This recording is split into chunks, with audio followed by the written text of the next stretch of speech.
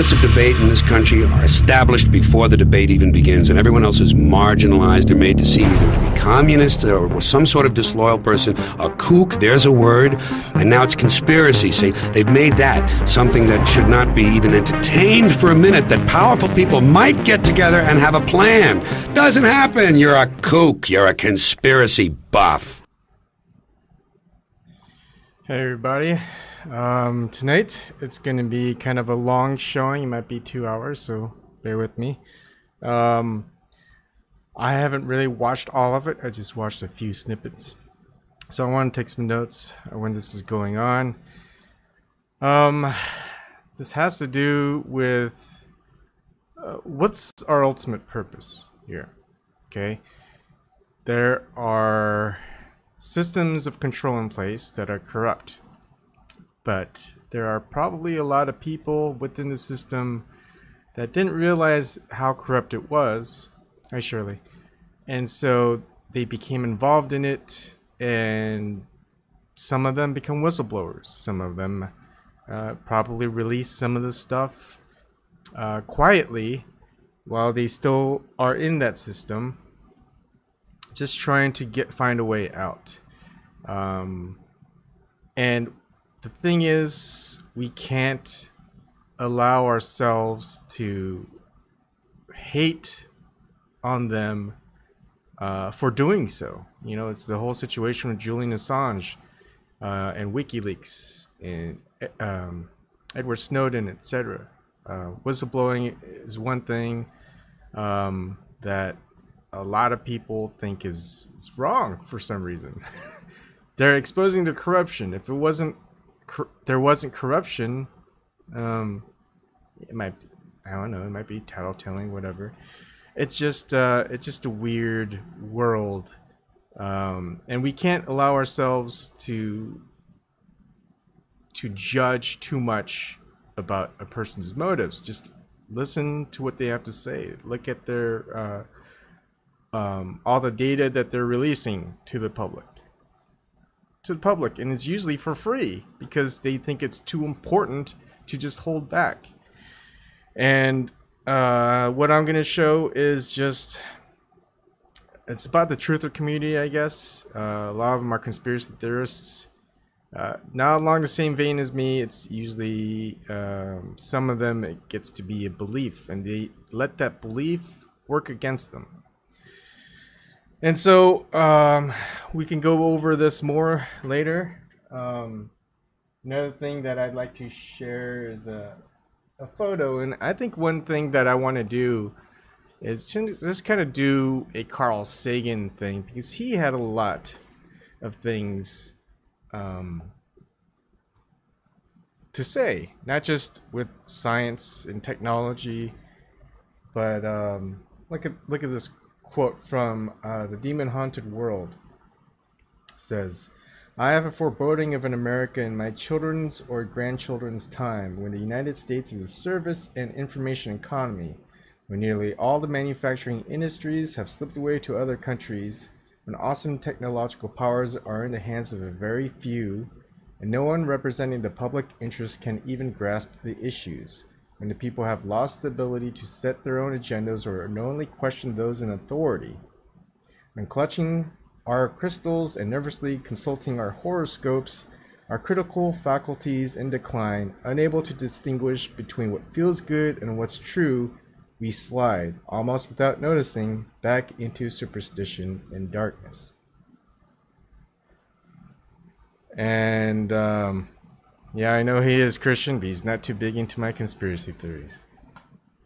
Okay, so without further ado, I'm going to start with, and again, all the links to the videos will be in the description box. I'm going to start with Rachel Reenstra. I think that's how to pronounce it. I haven't really watched these videos. I haven't watched any of her videos yet. I probably should, but there's limited time. Plus, Roland is sick again, so I'll have a daddy daycare day tomorrow. It's gonna be a tough day. All right, so I think this time I'm just going to go ahead and read the description as well. You know, Max from the Crow House says it perfectly in his latest video, which I'll be showing. Thankfully, I have the original video of the Dr. ENRICO MELSON speaking about our chemtrail lung, the poisons in the air, fracking, and vaccinations.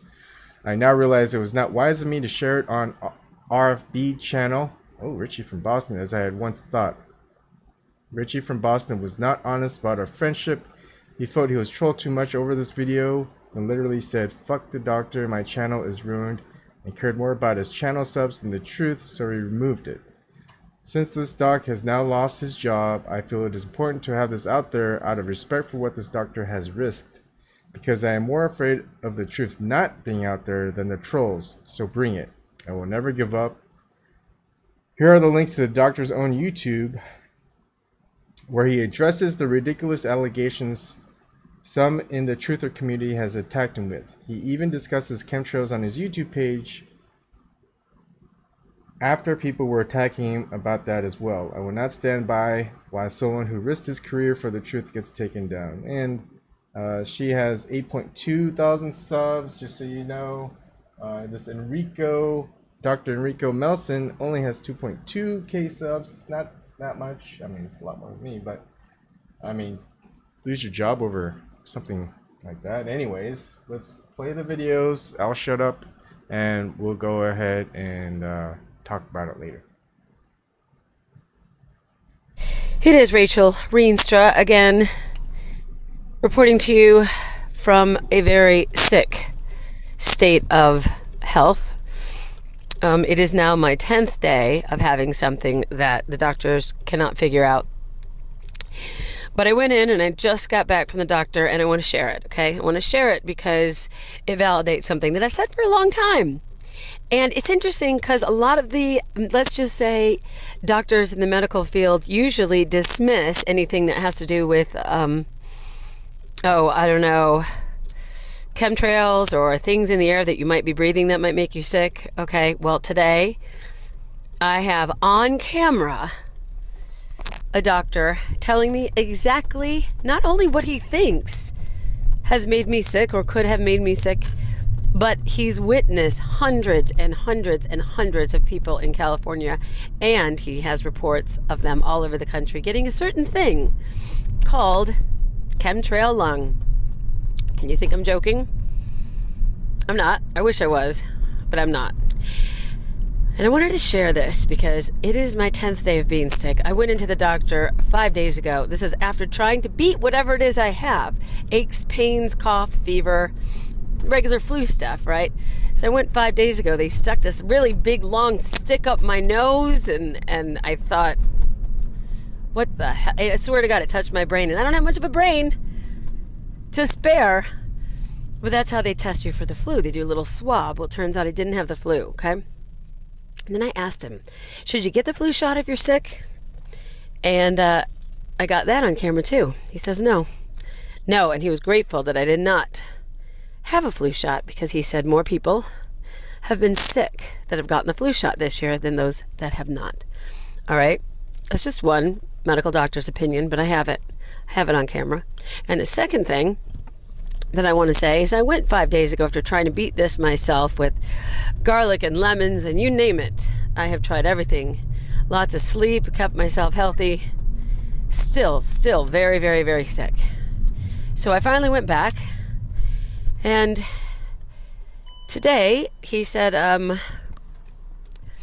it sounds like it's in your chest. So he took a couple chest x-rays and it came back that I have a form of bronchitis. And I said, how do you think I got this? Well, he said, Rachel, we don't know. We put you on a certain antibiotic, which he did 5 days ago. I went on Keflex. It did nothing. If anything, it made me worse, which antibiotics most of the time do. So when I came back to him, I said, I'm not any better. And he said, well, we can put you on a different antibiotic called Z-Pak. Not guarantee it's going to help, but there's so many viruses out there. There's so many bacterial infections. And I said, where are they coming from? And this is when I recorded it. And when he told me, I said, can I get you on camera saying that? Because I really, really want a lot of people to know. And that's why I'm giving this video. I might air it on my channel, but I think I'm actually going to give it to Richie from Boston. Because not only is he an awesome truther, he's got a lot of people following him, and I think the more people that know this, the better. And I'm going to tell you something. Not a lot of doctors come out and say the truth, and this guy is willing to be on camera saying the truth. And I'll tell you something else. I have a show on ABC every Saturday morning. It's called The Wildlife Docs, ironically. Docs as in doctors. It's about the veterinarians of wildlife. And this is my 5th year having this TV show. And I've been outing the truth. Richie's one of the people that inspired me to start making videos. I don't do all my videos in my car, by the way, so don't start calling me Richie from Boston, because I'm not. I'm Rachel from NoHo. And I've just realized that not a lot of people from the entertainment business, from Hollywood, as you might say, because I am, it's where I live, nobody's a truther. No one's at least willing to step out and talk about this stuff, and I'm going to. And yeah, that might harm my career in the future, but I don't care, because I'd rather have the truth be out than not. Okay, so I'm making this video, and I'm going to give it to Richie from Boston so that he can put it out there and have a lot more people see it than will see it on my channel. All right? And this doctor, by the way, I asked him why I got this bacterial infection, and he tells me a little bit about what is in our skies. And he uses something that I was very surprised with, that is now not just something he made up, but something that's known amongst the maybe the awoke doctors. But it has to do with the things that we're breathing, guys. It has to do with what we're breathing.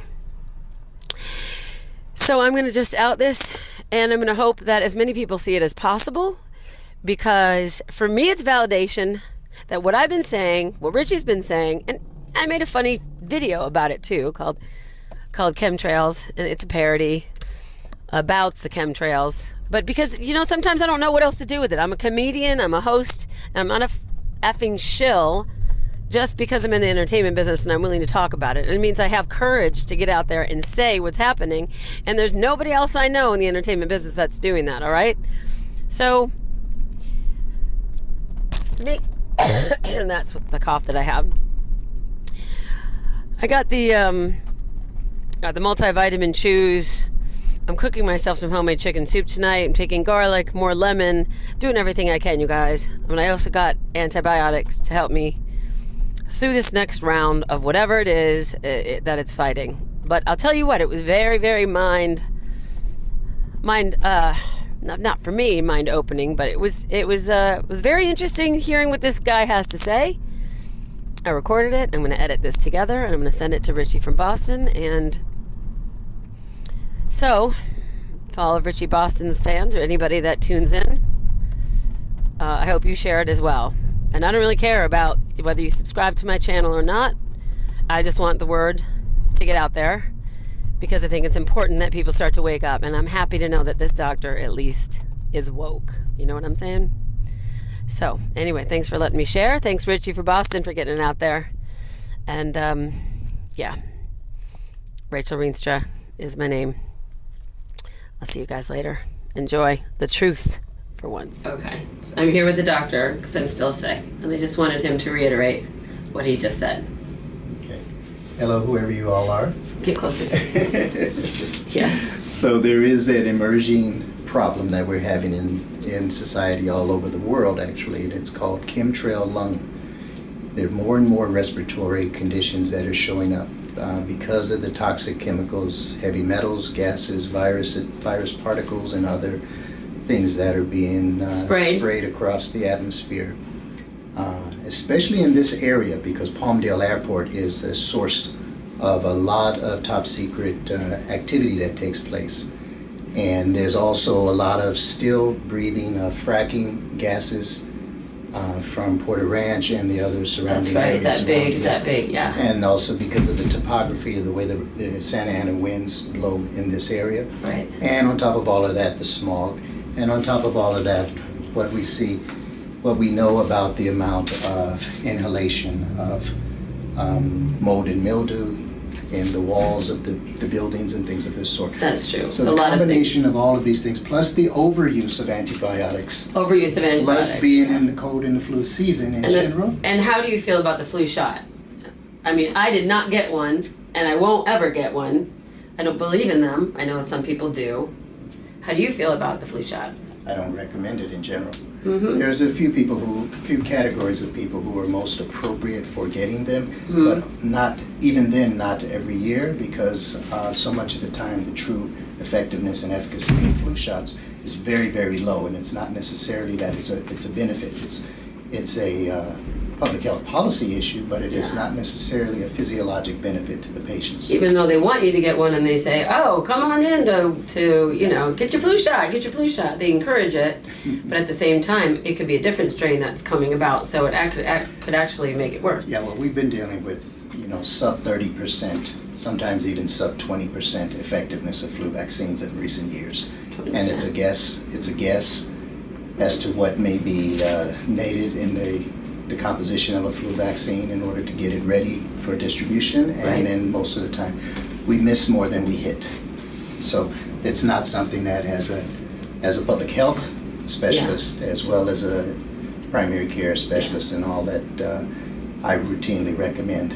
I know that there's policies there, and I know that there's something called best practices.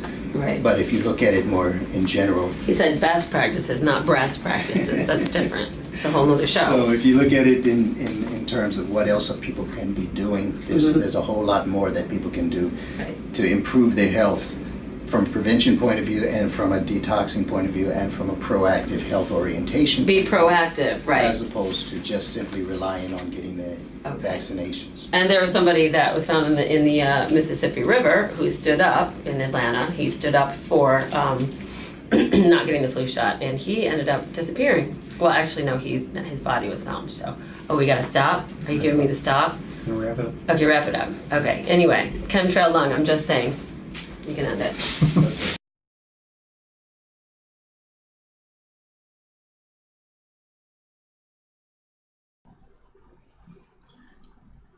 Now, one of the things I don't like about Richie from Boston is he really likes to scare people.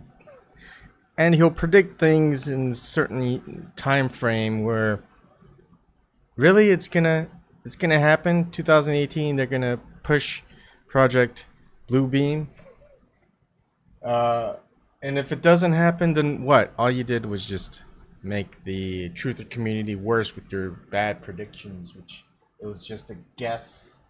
Anyways, that's me and my rant about Richie from Boston. But all right, from that video, I mean, it takes a lot for a professional, that's Dr. Enrico MELSON, to actually, he just said what he just wanted to say. And to him, it was the truth, what he researched. From a medical doctor point of view, I didn't see anything wrong with what he said.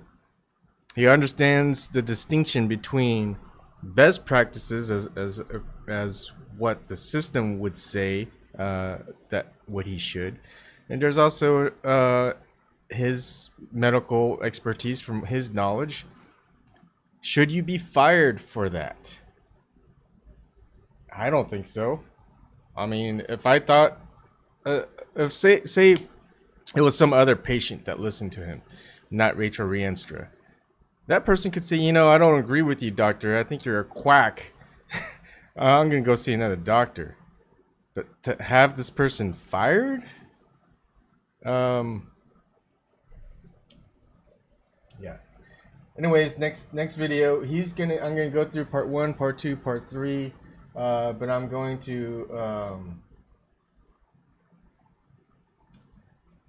go and play them in order. Then I'll play the Max Egan video where he talks about all this in more.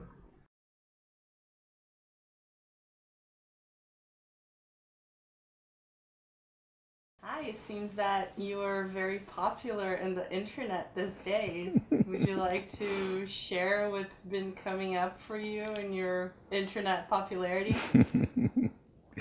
Sure. I'm Dr. Enrico MELSON. Enrico Antonio MELSON, that's my middle name.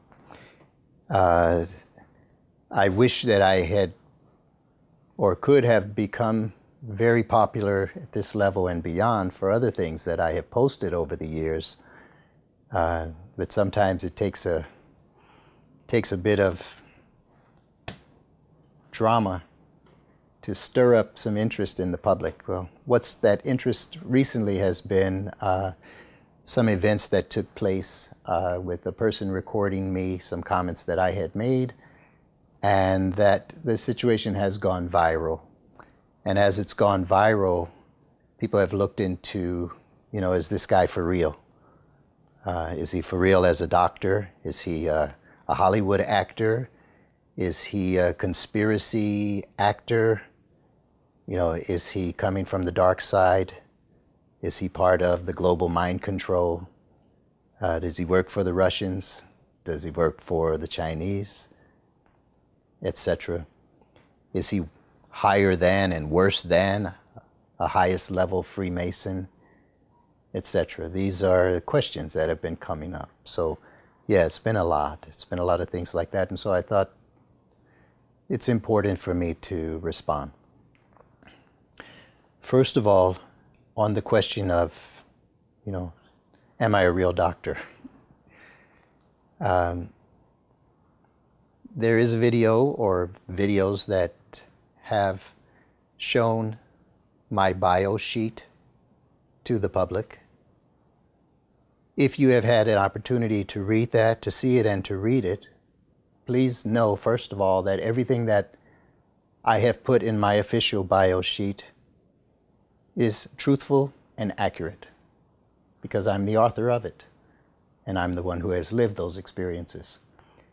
I cannot hold, however, to anyone who takes things from that and then interprets it in a given way, distorts things in a given way, and then hurls it back at myself or uses it as part of whatever is their campaign agenda. So if one has had a chance to view that, then it is true. Who am I as a physician? In brief, I have been a physician licensed and trained and educated in the United States with a graduation from medical school in 1982. So I have been a practicing physician for 36 years. I have been through multiple universities in my training, the details of which I was an undergraduate at Harvard, and part of my graduate program in public health was also at Harvard.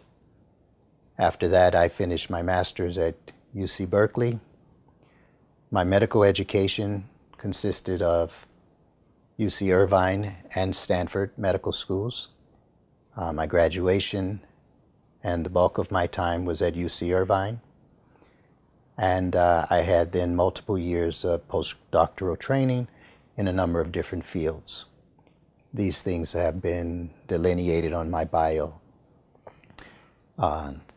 As I stated, I graduated medical school in 1982, and from about 1984 onward, I began a parallel career in telecommunications, international telecommunications.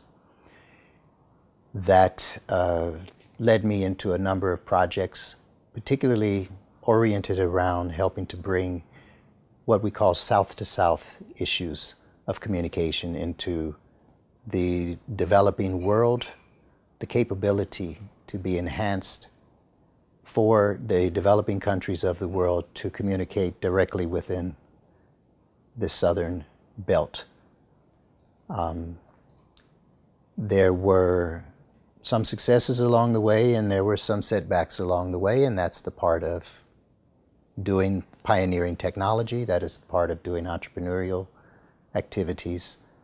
And that kind of work that I have done since 1984 has continued, or had continued, in strong force up until just recent years. And then periodically I still do some work in relation to that, in terms of providing opinions, providing perspectives, and supporting others who are concerned with technology and communications and the future of our planet and the empowerment of our species, particularly with respect to the underserved and the marginalized people of the planet. That always is there. I offer those things. I am not currently involved in any profit-making formal ventures. For the last several years, I have simply offered my services at no charge to the world that relate to anything in terms of business. So therefore, I'm not an official business consultant.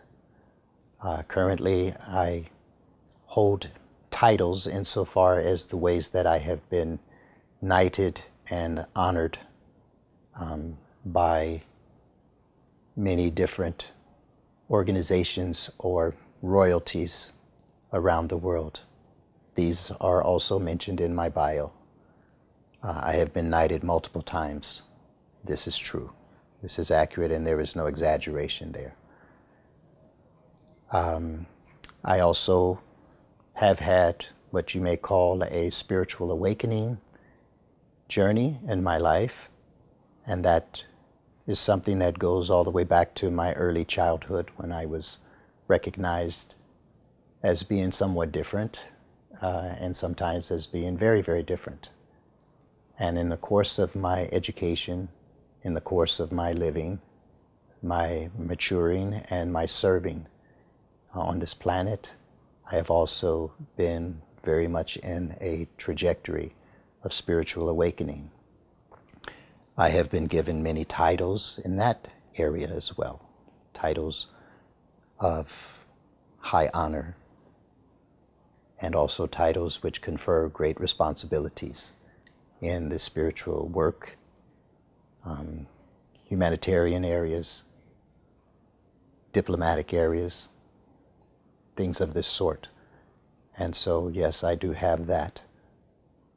I have been called a mystic, a guru, a self-appointed guru, etc., things of this sort. I leave those labels to others to apply sincerely or facetiously or even offensively towards me. But this is a truth as to this process of my life that has been one of a spiritual journey that has taken me throughout the world. I have traveled to approximately 100 countries, and I have functioned in some capacity as professional physician, public health person, teacher, spiritual person, humanitarian, etc., business person, in, I'd have to say, approximately 70 out of that 100 approximate countries. So I do have a life that has blended these kinds of main themes, that of a physician, that of a technologist, that of a spiritualist, that of a teacher, etc., etc. Some may call this a modern-day Renaissance person, where what constitutes that phrase Renaissance person is someone who has negotiated multiple paths for himself or herself in the course of their life, and not simply been defined by a singular path of life. It's generally something considered laudatory. It's usually something that folks would admire and look up to. And yet at the same time, if you look closely into the life histories of most of the more famous Renaissance people, so to speak, over the years, you would find that there is some element of controversy in their lives. You would find that there may be tremendous hardships, tremendous difficulties in that person being understood or accepted by the norms of society. They may have certain lifestyle orientations that are quite different, or certain quirks to their character, things of this sort. You may say that as much as there is a light side to their character, there may be that which Others might refer to as the dark or the shadow side of their character. So the Renaissance person has her or his portfolio of unusual and impressive accomplishments and diversities, and also at the same time has their portfolios of attacks, challenges to their credibility, accusations, sufferings, struggles, rejections, things of this sort. That is just simply life. Insofar as the attacks that have been accelerating towards me recently, my position is simply this: all that you choose to look at, all that you choose to cite as your sources for your conclusions about myself, my character, my authenticity, I leave that to you. I'm not here to defend myself. I have no desire to do so. It is not in my nature, and it is not in my duty to fight against anyone or anything. It is my understanding that my mission on this planet is a mission of one who is to espouse and to demonstrate continuously unconditional love and selfless service. So those who have demonized me, those of you who consider me with many of these harsh epithets, I simply send you love. I simply send you my permission to think of me however you wish to think of me. My hope for you is that in this permission, that you also give yourself permission, the permission to use all of your intelligence, to use all of your intuition, to know with clarity your own reasonings, your own experience, your own processing of information. May you be best served as yourself. May you know, thus, that the conclusions that you reach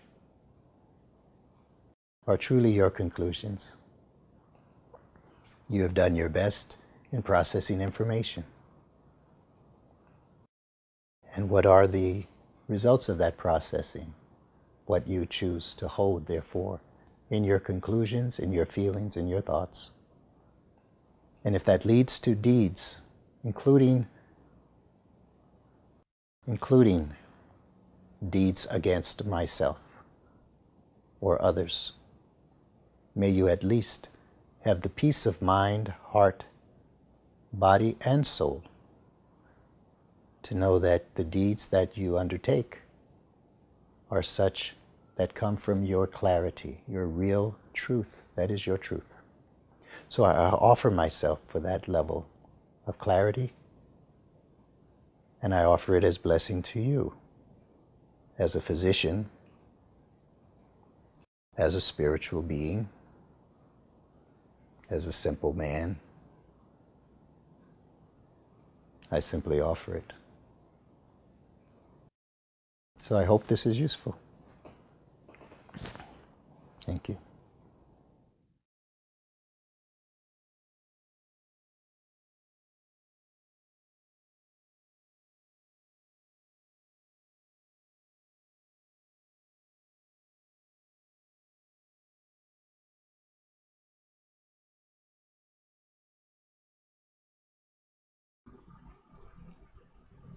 We're going to go on to the next video because it's a 3-part series. This is Dr. Enrico MELSON.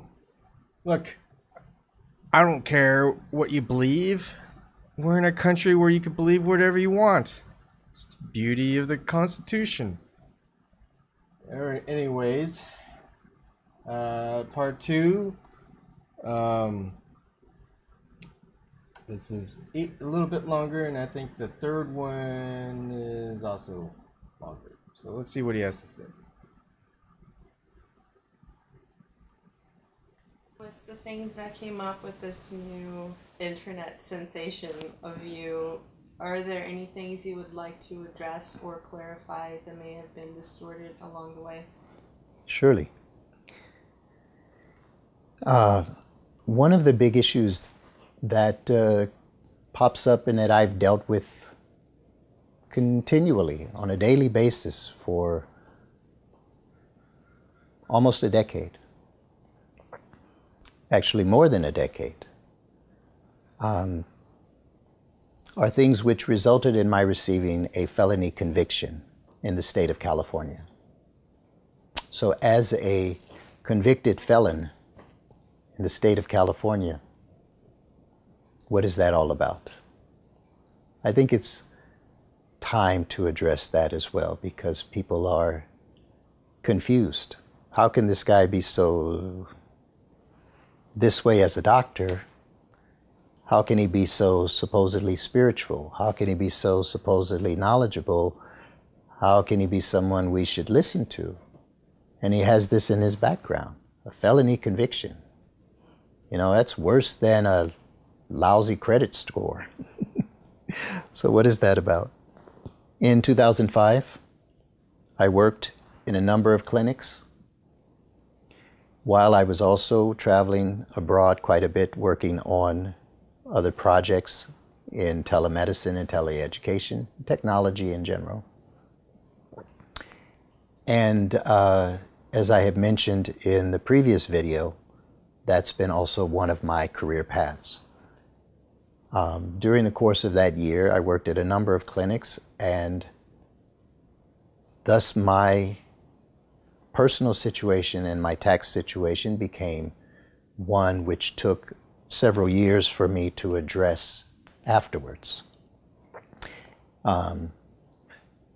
There was a default calculation which the IRS does all the time, the state of California does all the time, that if when a person is late in filing their taxes, the default calculation just simply looks at whatever income or whatever earnings or whatever dollars are associated with that particular taxpayer ID number, social security number, or whatever, and without a return to address deductions and credits and things of this sort, just simply does a basic automated calculation.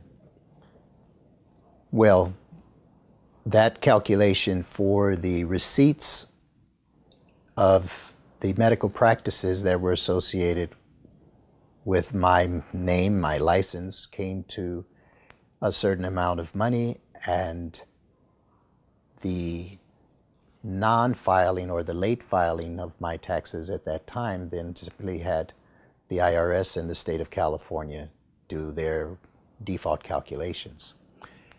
Over the years, because I was still living and working in many different environments, I had documents in storage, etc. I've had many years of tax returns where I just filed late. And if I had to pay a penalty, I'd pay the penalty. More often, I'd actually have returns that were refunds. So this was not something that was out of the ordinary in terms of my own historical practice of late filings of taxes. The issue really here was that I was not able to take on the issue of rounding up everything and settling matters earlier. But when I eventually did, by the time that I was able to consolidate all of my records from multiple countries where I had been working and different storage sites and stuff, at that time I was living in New Zealand. So I had to have things from multiple locations shipped to me in New Zealand. And I had been in contact with the IRS. The IRS was okay with that, but I had not been responsible enough. I had not been in enough frequent communication with the state of California. So I was issued a warrant for my arrest in the state of California while I was living in New Zealand. I was able, finally, being committed to a contract in New Zealand for 2 years, I was able to get things finally rounded up and done with the help of the accountant recommended by the National Medical Licensing Board of New Zealand, who had been formerly a CPA in the United States. And so this person was able to assist me with organizing my records and everything, and then I filed from there via my accountant of record, my historical accountant in Los Angeles. My historical accountant also then reviewed the documents and submitted them. These went out, and shortly thereafter the IRS did a review, and as they did their review, what had appeared to be a very large sum of money to the tune of almost $1 million was reduced to $126.78. This is something that I am providing for you to see. Here is the document.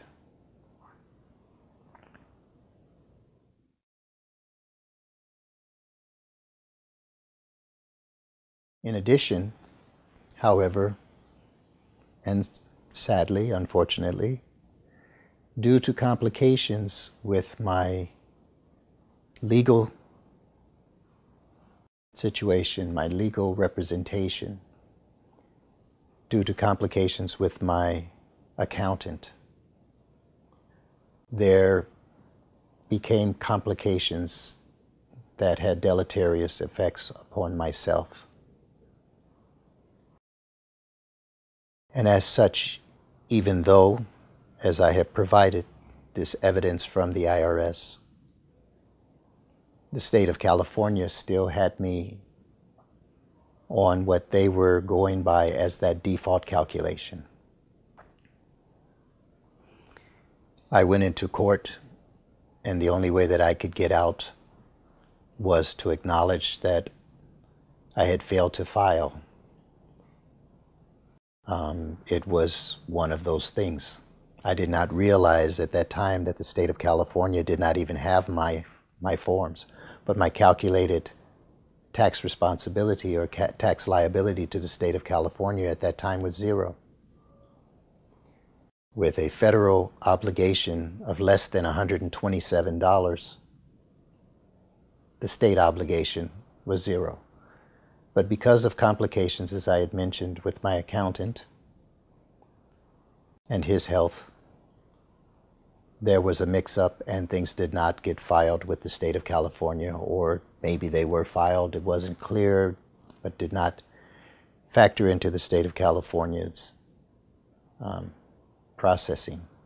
I wound up convicted of owing the state of California a pretty substantial sum of money when it should have been zero. I accepted the terms of that conviction being a probation and making restitution payments to the state of California.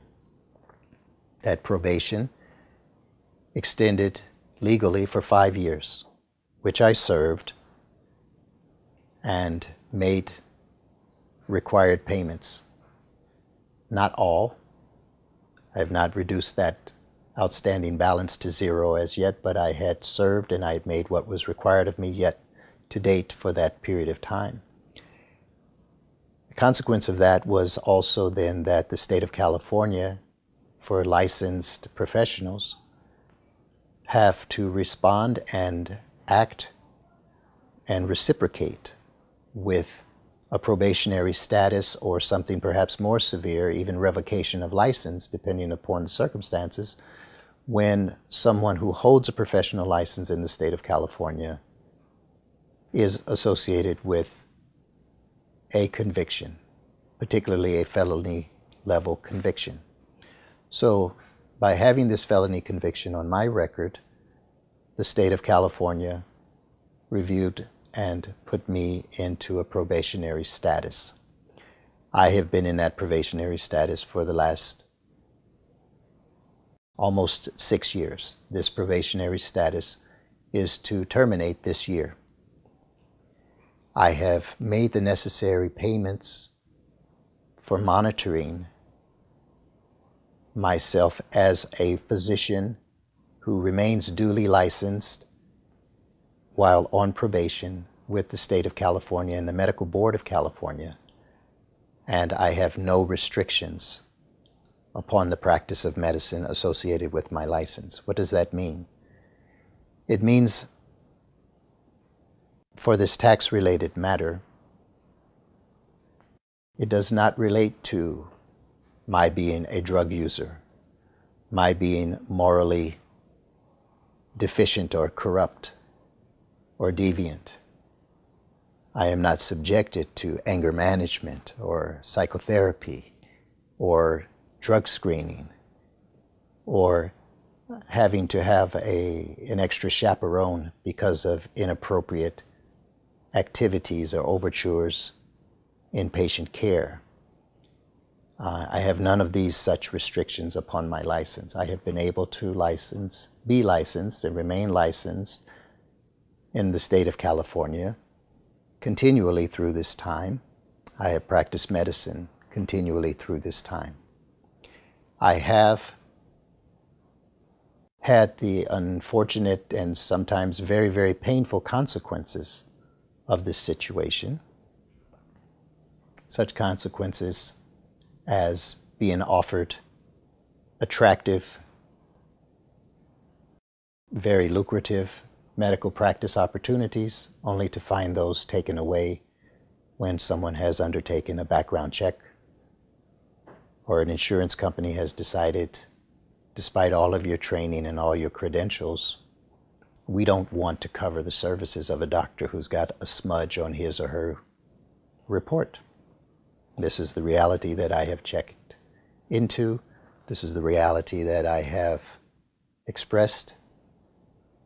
This is the reality that I've had to deal with. These are the cards I have been dealt. I have accepted this as well. The same question still comes up. Why did you not hire a special lawyer, a special accountant, a special entity to fight this with the state of California? Again, this relates to my spiritual work. This relates to my understanding as to why things of this nature have been in the path of myself in this thing called the journey of life. If the consequences of clearing my own name would result in extreme hardships for others along the way, then I will not undertake this process of attempting to clear my own name. That has always been my position. And so I have endured because I've been able to continue working. It has cost me, over the course of these years, well in excess of 7 figures, yes. But it is also how to live in principle, when the principle that I have chosen to live by is the principle of support and to do no harm to others. I would not choose to do harm to any so that I may gain. I would not choose to do harm to any at all. These are my values. And if it means that I've had to go and struggle extra along the way over these years, so be it. I have posted this letter from my accountant.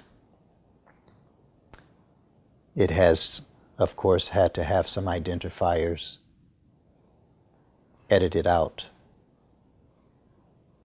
But the opportunity is there for you to see what is a sworn statement by a licensed professional accountant in the state of California that attests to my never having an intention to evade taxes, and attests to the accuracy of the calculations of my federal obligation, as I mentioned, of $127 minus some change,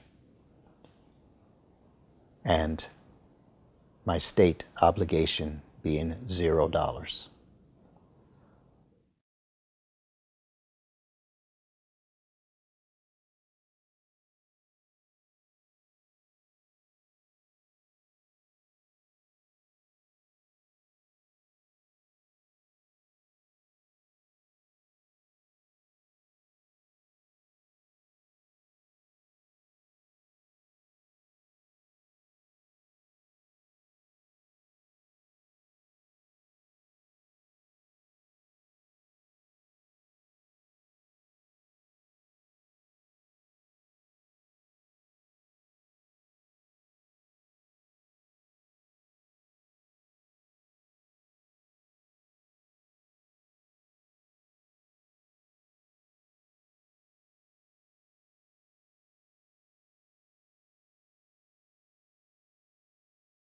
So that's the explanation there. Yes, it is official on my record.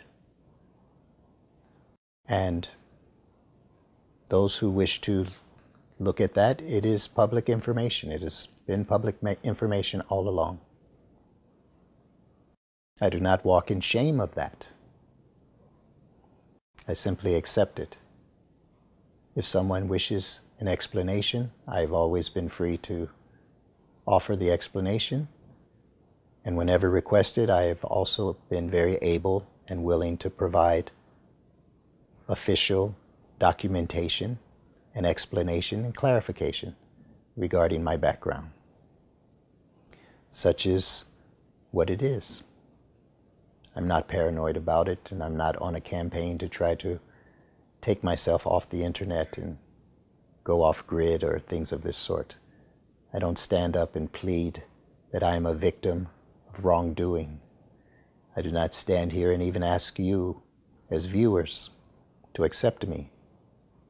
I do not ask you to turn your heart away from those who have rendered accusations and distortions and attacks upon myself and my family and others associated with me.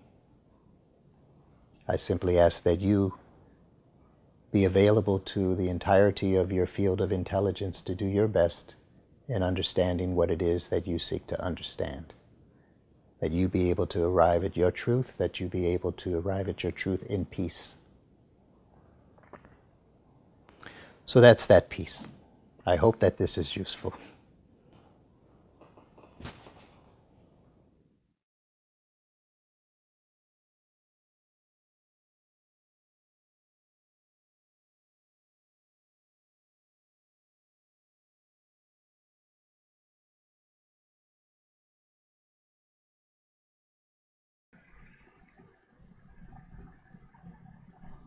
All right, there's one more video.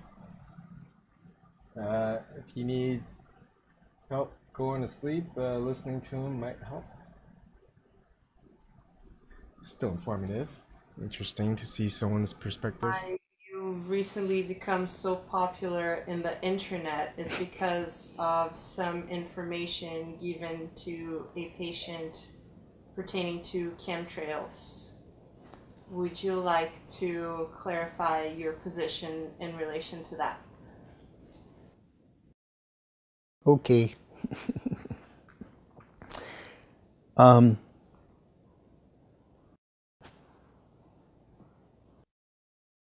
lot of my own life's journey has been one that has taken me to areas of information, access to information that is often been concealed from the general public or distorted from the general public. There's this whole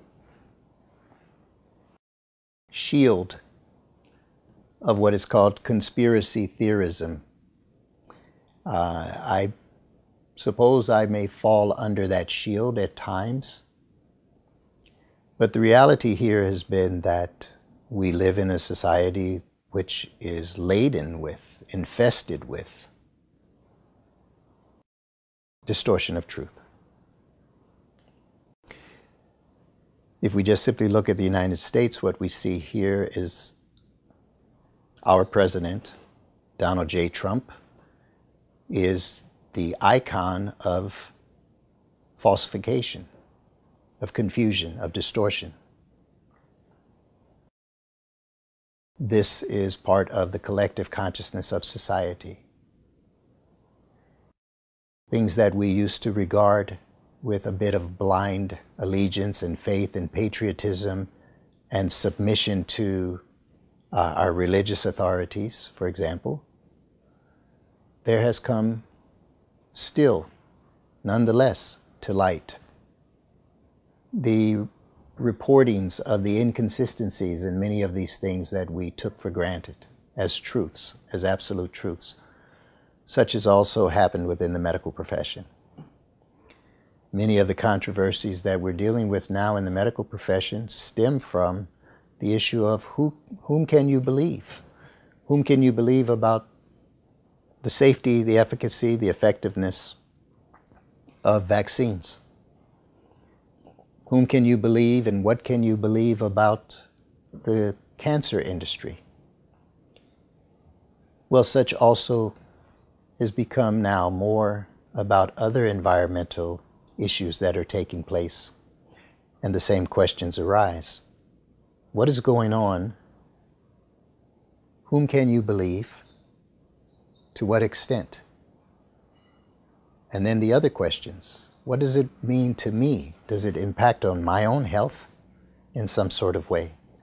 Can you believe the government? Can you believe the Centers for Disease Control and Prevention, the CDC? Can you believe these law enforcement? Can you believe whatever? What do I need to do about it? Can I do anything about it? So with this mounting angst in society, so much of these issues are also the issues that are alive and very present in the consciousness and the realities of people when they go into patient mode. Because I have worked in urgent care and primary care medicine for so long, I see a lot of this because I was trained so much in a multidimensional approach to medicine. Then environmental causations, the stresses of uncertainty, and even more so lately, as these things have come into reality for people, it has had more of an impact on their health. And so, one of the big things that we see in the sky every day are these lines that go across the sky. They're called chemtrails. And there has been a large movement to understand what it is, what they are, and there has been a large movement to essentially deny that they are anything other than simple condensation exhaust from high altitude planes, what are called contrails. So for the most part, chemtrails is a term that has been emerging, and it is in the popular domain of understanding of something, but it remains still shrouded in a lot of mystery and controversy.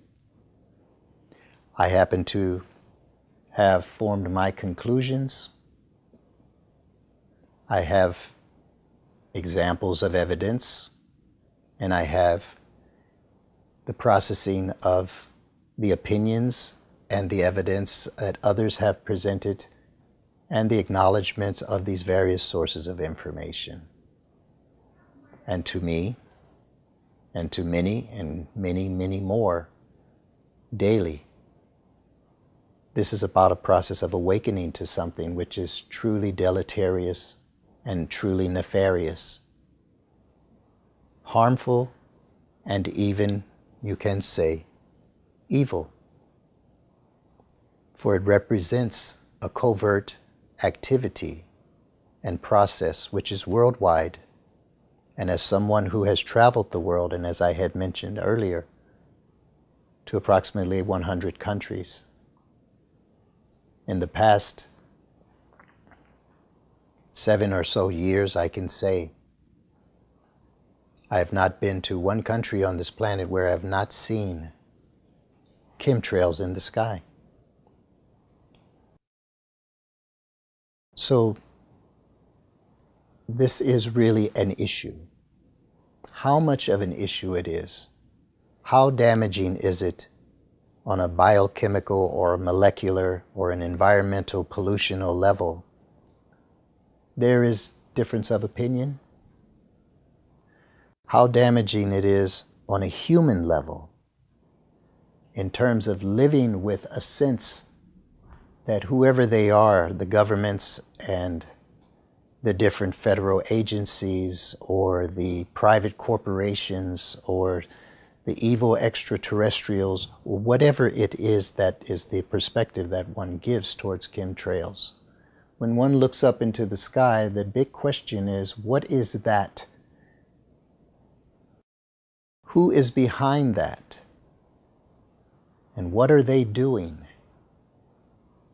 And why will they, whoever they are, or at least our leaders on this planet, why will they not come forth frankly, transparently, and reveal what it is? Clearly, the vast majority of people who come to understand that there is something up there that is being sprayed into the atmosphere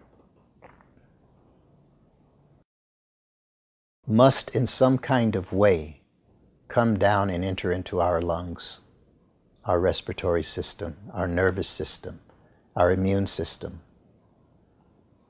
into our physiology, into our biomatrix.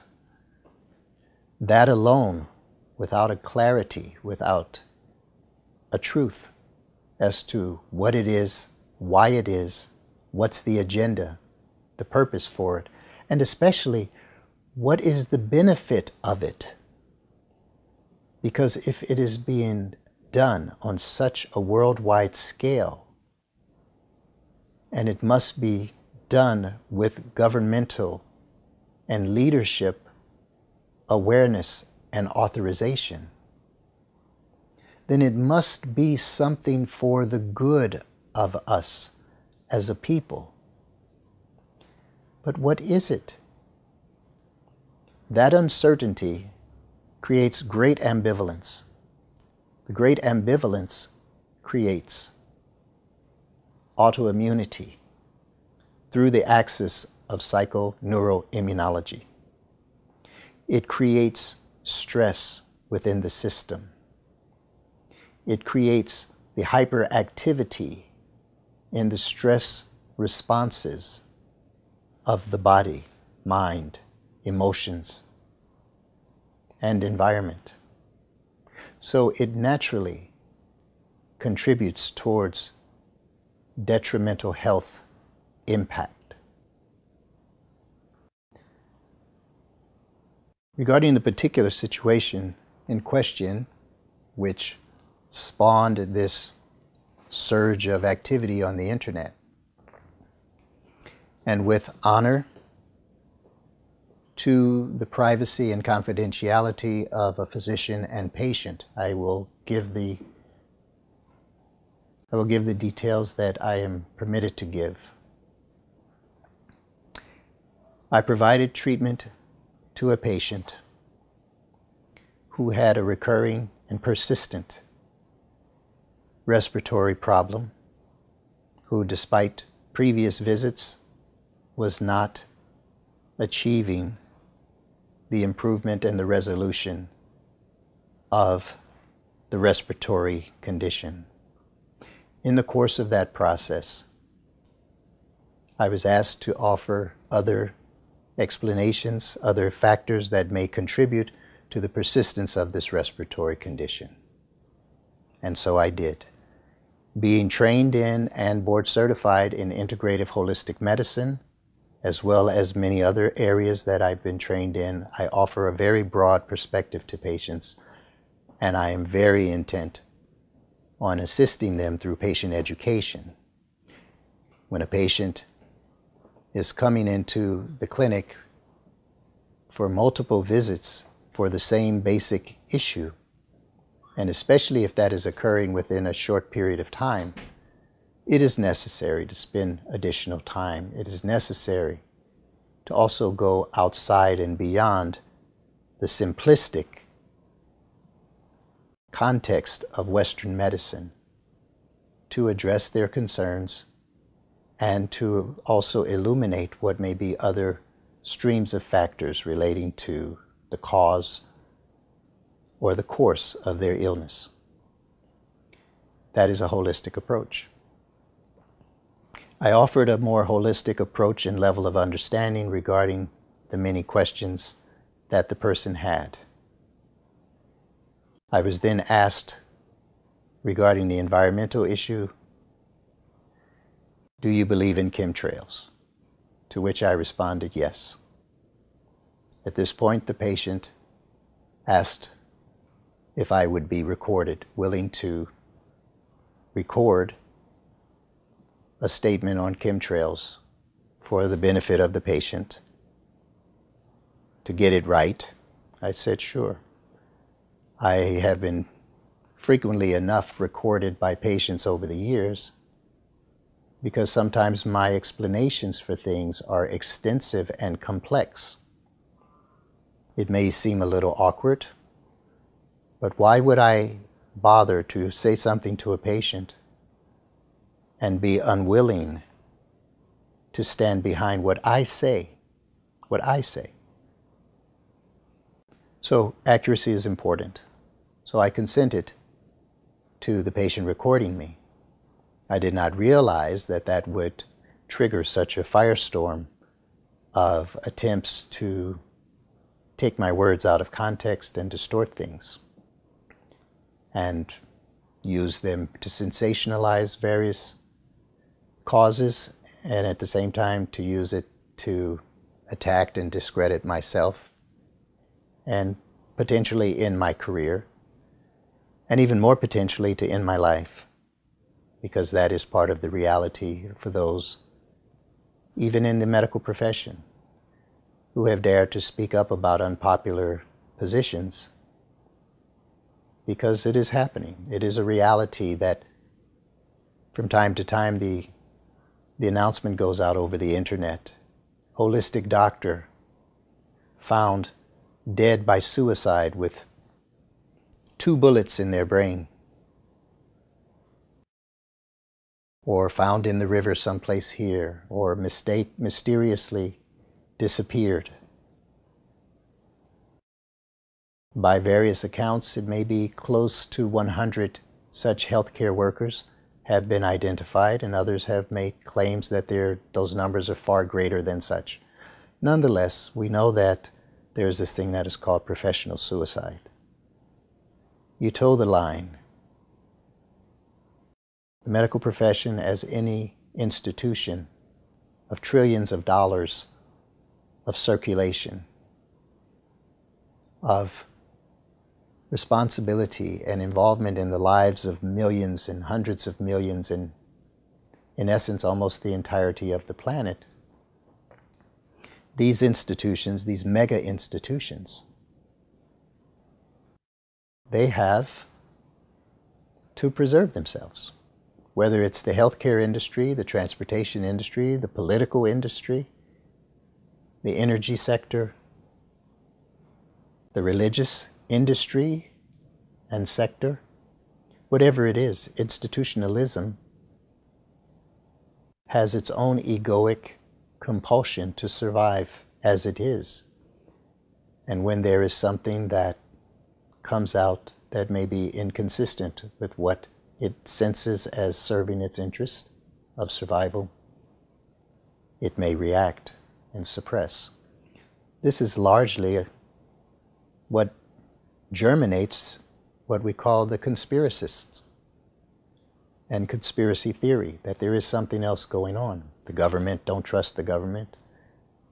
Don't trust the doctors, don't trust the pharmaceutical industry, etc., etc. So yes, when a doctor does choose to speak out about controversial subjects such as vaccinations, such as chemtrails, such as water quality, fluoridation, mercury and nickel in fillings of teeth, such as sugar, such as cancer, etc. So many of these topics are indeed very, very controversial. Many doctors, dare I say most doctors, are suppressed via their ignorance, are suppressed via their fear, are suppressed via the way that they are trained and educated to not draw clarity about many, many topics, are also suppressed in their interactions with patients, such that indeed the patient experience is so often described as a long wait to see the doctor for a few minutes, to leave the doctor's office with very little empowerment of knowledge, very little sense even of permission to take a path of health and self-responsibility other than what has been dictated to the patient by the physician in accordance with the physician's training and regulations for practice. This is the state of affairs today in the world. I'd rather not go into a lot of detail regarding chemtrails. I'm addressing the issue of what was the context in which the subject came up and how then things were taken out of context, which is what has created this bit of an internet storm. I feel very apologetic to the patient for the things that have happened as a result of the choices and decisions made by the patient and the other person who was present, who collaborated with the patient as they intended and put forth my video, the recording of my few words, 1 minute, 2 minutes at the most, I believe, something of this sort, that they put forth this short recording of myself and that it has had the consequences that it has had. Perhaps some of those consequences are favorable indeed to either of those persons. It certainly has been favorable to many who have chosen to use it as fodder for their cannons of their causes. I believe, however, because of the distortion effect, that it has added additional stress to the original providers of such information to the internet. But that is as it is. My position, however, again, is to allow it to be what it is. It simply is that I was asked a question by a patient. I responded to the patient. The patient chose to record it. The patient chose to post it. And the various processes of things in social media going viral are underway. Insofar as its effects upon myself, upon my career, I have recently been in transition from finishing one job and looking for the next set of opportunities. It's already had its effect. I've had several scenarios of the next position that I would take have been suddenly withdrawn. So yeah, there's clearly impact upon myself. It would probably be much worse. And so it is. I wish for all this bit. Please be willing to look beyond. Please be willing to look deeper. It is very disheartening, I know, to be unclear regarding the truth. It is very painful to feel disempowered, to doubt your own intelligence. It is very unnerving to witness within yourself the emotional responses that come when you go into states of confusion. Whom to trust, including oneself. Can I trust my own thinking? Can I trust my own feelings? It is very frightening, I understand, to think that these kinds of things are happening on such a large scale, and even global scale, that have to do with us as a whole human species in some kind of way. Is it good for us? Is it not good for us? And if it is good for us, then why won't they tell us the truth? And if it is not good for us, yet it is happening on such a far and wide scale, then what else is happening that's not good for us? Everyone deserves the path to their truth. And as such,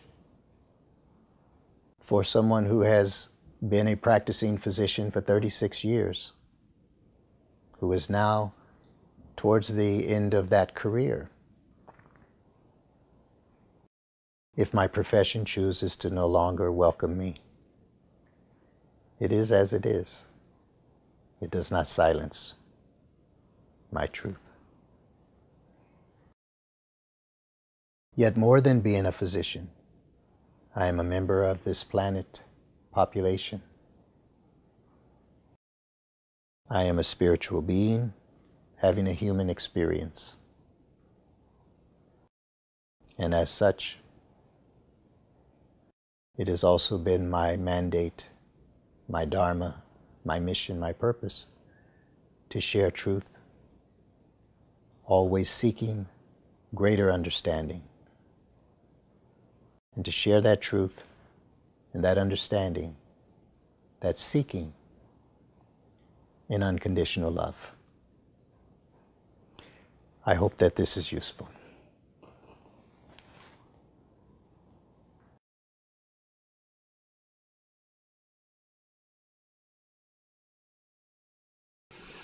So that was the last one. You didn't have to suffer through much. He's got, I don't think he's really for the podcast personality type of thing, but he's got his own peaceful way of talking. But he's got a lot of truth to what he says. William, let me finish this last one. It'll be an hour, and then I'll let people in. There's just one more episode to go through. All I have to say is I agree with everything that Dr. MELSON was saying. I don't disagree with it. And I don't know who he is. I don't know where he's coming from. He talks about his background. I don't know if that's the truth, but look, if you really think he is a elite plant as a method of controlled opposition, like this guy's got like 2.2 thousand subs. He probably got a lot more subs after it aired with Richie from Boston. He doesn't get a lot of views. Heck, he's got a felony. I don't think anyone is going to, you know, if he was part of that system, I don't think they'd really make him a felon. So, yeah, I mean, and, you know, who is the Rachel Reenstra? You know, 8.2 thousand subs, not that much people watching. You know, it's like, yeah, you know, maybe this is a grassroots effort for controlled opposition. I don't think so. Anyways, with my own research, it coincides with what he said. You know, separate paths, separate lives, separate histories. He's got it right. Look, what's profound to me is that he's seen chemtrails, or in better words, geoengineering all over the world. And the government doesn't say anything about it. I mean, they've now recently said, hey, you know, geoengineering might be good for us. But we've never done it in the past. Although they have done chemtrails in the past. They finally admitted to it. But yeah, it wasn't harmful. And then when we want to do studies on buildings and whatnot to see if they really were harmful, they tore down those buildings. At Night of Columbus buildings, just so you know. So, here we are. If the government's not fucking us over, then why the secrecy? If it's good for us, just, hey, look, government's doing some good, guys. Hey, we're fighting global warming. We're fighting climate change, and we've been doing it for decades, just so you guys know. But of course, if they've been doing it for decades, and it hasn't been working, has it? So, if it's not good for us, and they're doing it all over the world, he says, what else are they doing that they're not telling us about that's bad for us? I agree, 100%. Now, let's look at Max Egan talking about it. And he presents it very well. You know, you may not fall asleep in this one. But here, I like his, you know, he does cover some stuff in the description box. He's got some good quotes. I may not agree with all of them, but it's his channel, it's his video, it's his description box. There's one from Frank Zappa. The illusion of freedom will continue as long as it's profitable to continue the illusion. At the point where the illusion becomes too expensive to maintain, they will take down the scenery, move the tables and chairs out of the way, then they will pull back the curtains and you will see the brick wall at the back of the theater. One from George Orwell. Who controls the past controls the future. Who controls the present controls the past. Here's one from Plato. When the tyrant has disposed of foreign enemies by conquest or treaty and there's nothing to fear from them, then he is always stirring up some war or other in order that the people may require a leader. Richard Feynman, and I like Richard Feynman. I would rather have questions that can't be answered than answers that can't be questioned. Oh, that's pretty awesome. I like that quote. Here's one from Rumi. I have lived on the lip of insanity, wanting to know reasons, knocking on the door. It opens. I've been knocking from the inside. And here's universal law. Sovereign law trumps others. 1. No man or woman in or out of government shall initiate force, threat of force, or fraud against my life and property, and any and all contracts I'm a party to not giving full disclosure to me, whether signed by me or not, are void at my discretion. 2. I may use force in self-defense against anyone that violates Law 1. 3. There shall be no exceptions to Law 1 and 2. Alright, let's play it back. 55 minutes, guys. I'm sorry. And we'll open it up to conversations.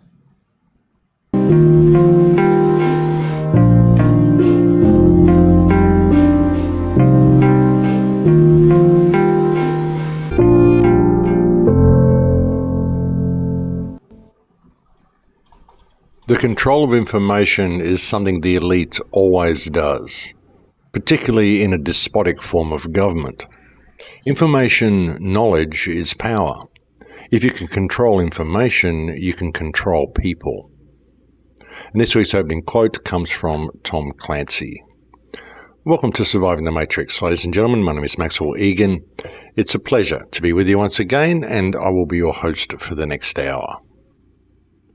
The control of information is paramount to the success of the control grid, ladies and gentlemen. It really is.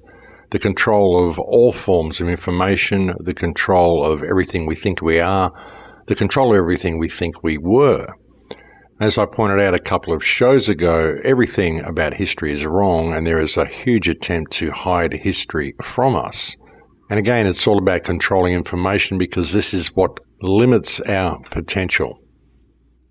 And as I also mentioned previously, the hiding of history is key to removing people of their potential, because by hiding history, you remove people of their identity. If people have no idea where they come from, then they have no idea where they're going. They have no idea what their potential is. They have no idea of what they may have achieved in the past. And it instills a sense of hopelessness into the minds of people. And of course, people never really have time to find the real information, to ever really find who and what they are, to even consider why it is they were born and why they are living in this existence, because they're always kept too busy running on the treadmill like a hamster. And they're never really given time to take any real stock of their surroundings or face any of the deeper questions they may have about their life. They simply don't have time to do this. And that is done for a reason as well, folks. You're kept so busy working all the time because they simply don't want you to have the time to think about anything else. And when you do have time off, they want you so exhausted, you're just going to sit in front of the television and get programmed into believing that reality is whatever it is they're spoon feeding you on the box every night. And as I said on the show last week, there are so many mechanisms that are put in place to control us anyway. Everything that is put there to apparently benefit us actually does harm to us. And virtually everything we are told, everything we are taught is backwards. But truly, one of the biggest tools that is used against us is division. I guess you could say one of the biggest tools that's used against us is ourselves, because we are constantly at loggerheads with each other over our belief systems or who we should trust or whom we should not trust. We're constantly involved in infighting and argument around us rather than dealing with the control grid at the top and the cacostrocracy of parasites who's running things, and that is what keeps us under control more than anything, folks. Divide and conquer is the motto, and it works incredibly well, and we do it to ourselves. And that, unfortunately, is a lot of what the so-called truth movement has become. You can almost say the truth movement has divided into two sections now. There are those who are actual truthers, and they're part of the truth movement, but the rest of it is really the conspiracy movement. And they are people who believe that everything is a conspiracy, and they will hack down anybody who does not completely agree with whatever boxed view they've adopted. And that's really what it's become. Although I guess there's probably a third movement as well, those people who simply put out fear every day to people because they like the view count that it gets because they have monetized channels and it's an income for them. And that is truly disgusting as well. But the reality is, folks, that this movement, this resistance really needs to get some focus. And we need to understand that this is not a game we are playing. This is not a popularity contest. We have a situation here. The human race is being exterminated by a criminal cacostrocracy of parasites that is masquerading as a government, and all the so-called resistance is really doing is sitting there hacking each other down, and it is absolutely disgusting to see. And as a wonderful example of this is the video that was released recently, the doctor who mentioned chemtrail lung and the controversy that then erupted on the internet because of this, and the enormous steps that were undertaken by certain sections within the so-called truther community to hack this doctor down and to silence him. And they've done a damn good job of it, folks. They've silenced this guy. He's lost his job. And all sorts of conspiracies have been constructed about him. Oh, he received an award from an organization that was associated with the Knights Templars. He's visited Saudi Arabia. He was introduced by Obama on a stage somewhere. Well, none of that surprises me at all. He's a doctor who's done humanitarian work in over 50 countries. And if you're someone who does not have a conspiratorial mindset, then of course you're going to be accepting awards from all of these organizations and going and doing all of these things. You're a doctor. Folks, if you actually think that everybody who is ever introduced by Obama is part of some Illuminati conspiracy, I feel sorry for you. If you feel that anybody who has ever received an award from a Templar-associated organization is part of a grand conspiracy, I feel sorry for you. If you feel anyone who has ever visited Saudi Arabia is part of an Illuminati conspiracy, I feel sorry for you. These organizations bring people in because it gives these organizations legitimacy. It's the same with Hollywood. It brings people in to give them legitimacy. But 90% of the people who work in Hollywood are just people who believe the industry is real, and that's their job. And if the industry finds someone that it can use, then it will take hold of their career, it will mold them into what it wants them to be, and it will shape their career, and it will use them as a puppet to present their message. But not everybody in Hollywood is part of some grand conspiracy.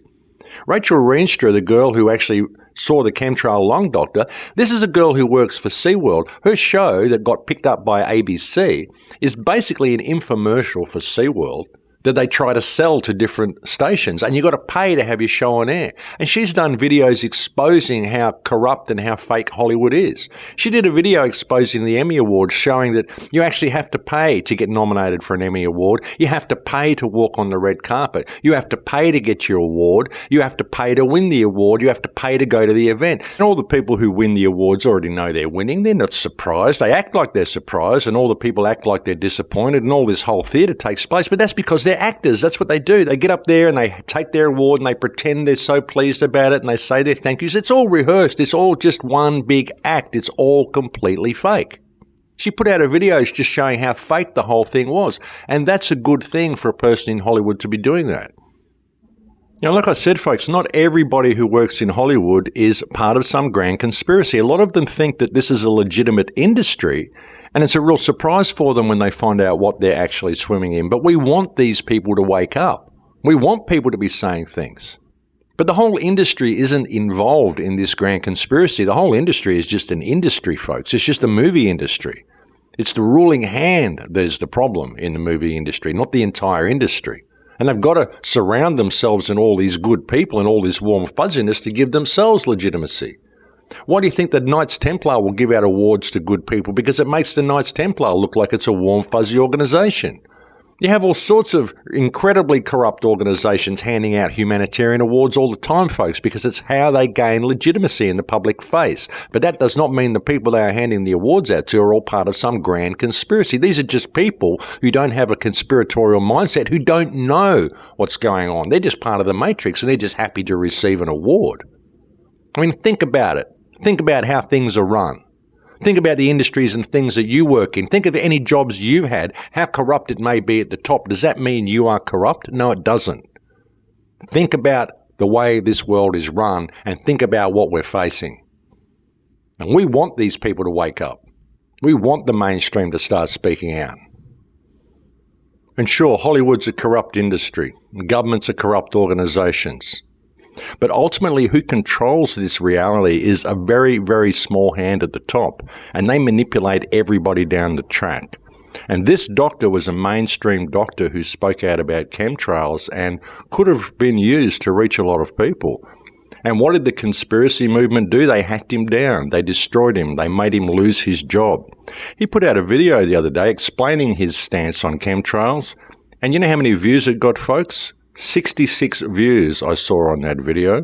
The videos that had been put out hacking this man down, claiming he was part of some grand conspiracy and part of some secret plot to undermine research into chemtrails, these got thousands upon thousands of views by self-righteous fake Christians judging this man and claiming he is all these things that he isn't, and claiming they're Christian at the same time when they're actually out there doing Satan's work for him by trolling the net, casting false witness. These videos got thousands upon thousands of views, and yet the man whose life they destroyed puts out a video and it gets 66 views. These self-righteous turds are not even human enough and don't even have the compassion or the humanity enough to even go and look at the video he put out.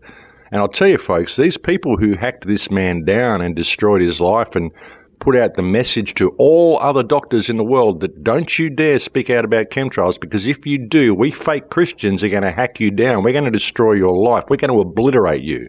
So don't you dare speak out about chemtrails. These people, if they're not getting a paycheck from the government, well, they should be, because they've just done a great service for government. You know, we've been wanting someone from the mainstream to speak out for so long. We've been wanting people from Hollywood to speak out. We've been wanting doctors to speak out. And as soon as someone involved in that industry speaks out, or a doctor speaks out, these fake Christians go for the throat, they hack him down, they destroy his life, and then they sit there and bask in their morally superior glory. And it was absolutely disgusting to see. And like I said, if these people are not on a government payroll, they should be, because they've just done a huge service to the government. You know, the government has gone out of its way to murder holistic doctors in the last 2 years. How many holistic doctors have we seen taken out of action and murdered and killed by government? We've seen, what, 50, 100, 200? I don't even know what the count is now. But whatever it is, the government has been making a pretty concerted effort to remove the world of holistic doctors, but it looks like the government doesn't even have to make that effort anymore because we've got all these fake Christians out there that are quite happy to destroy them on the government's behalf, like they just did this guy. And I even went to show the video to someone the other day, and I found the original video has even been removed, I guess because the person posting it is more concerned about their channel than about the truth, and more concerned about themselves than about the fact that a man's life has just been destroyed. A man's life has just been destroyed by this video, and now the video has been removed, and the video that he's put out explaining himself hasn't even got any views, and these people don't care. They're more concerned about their channel.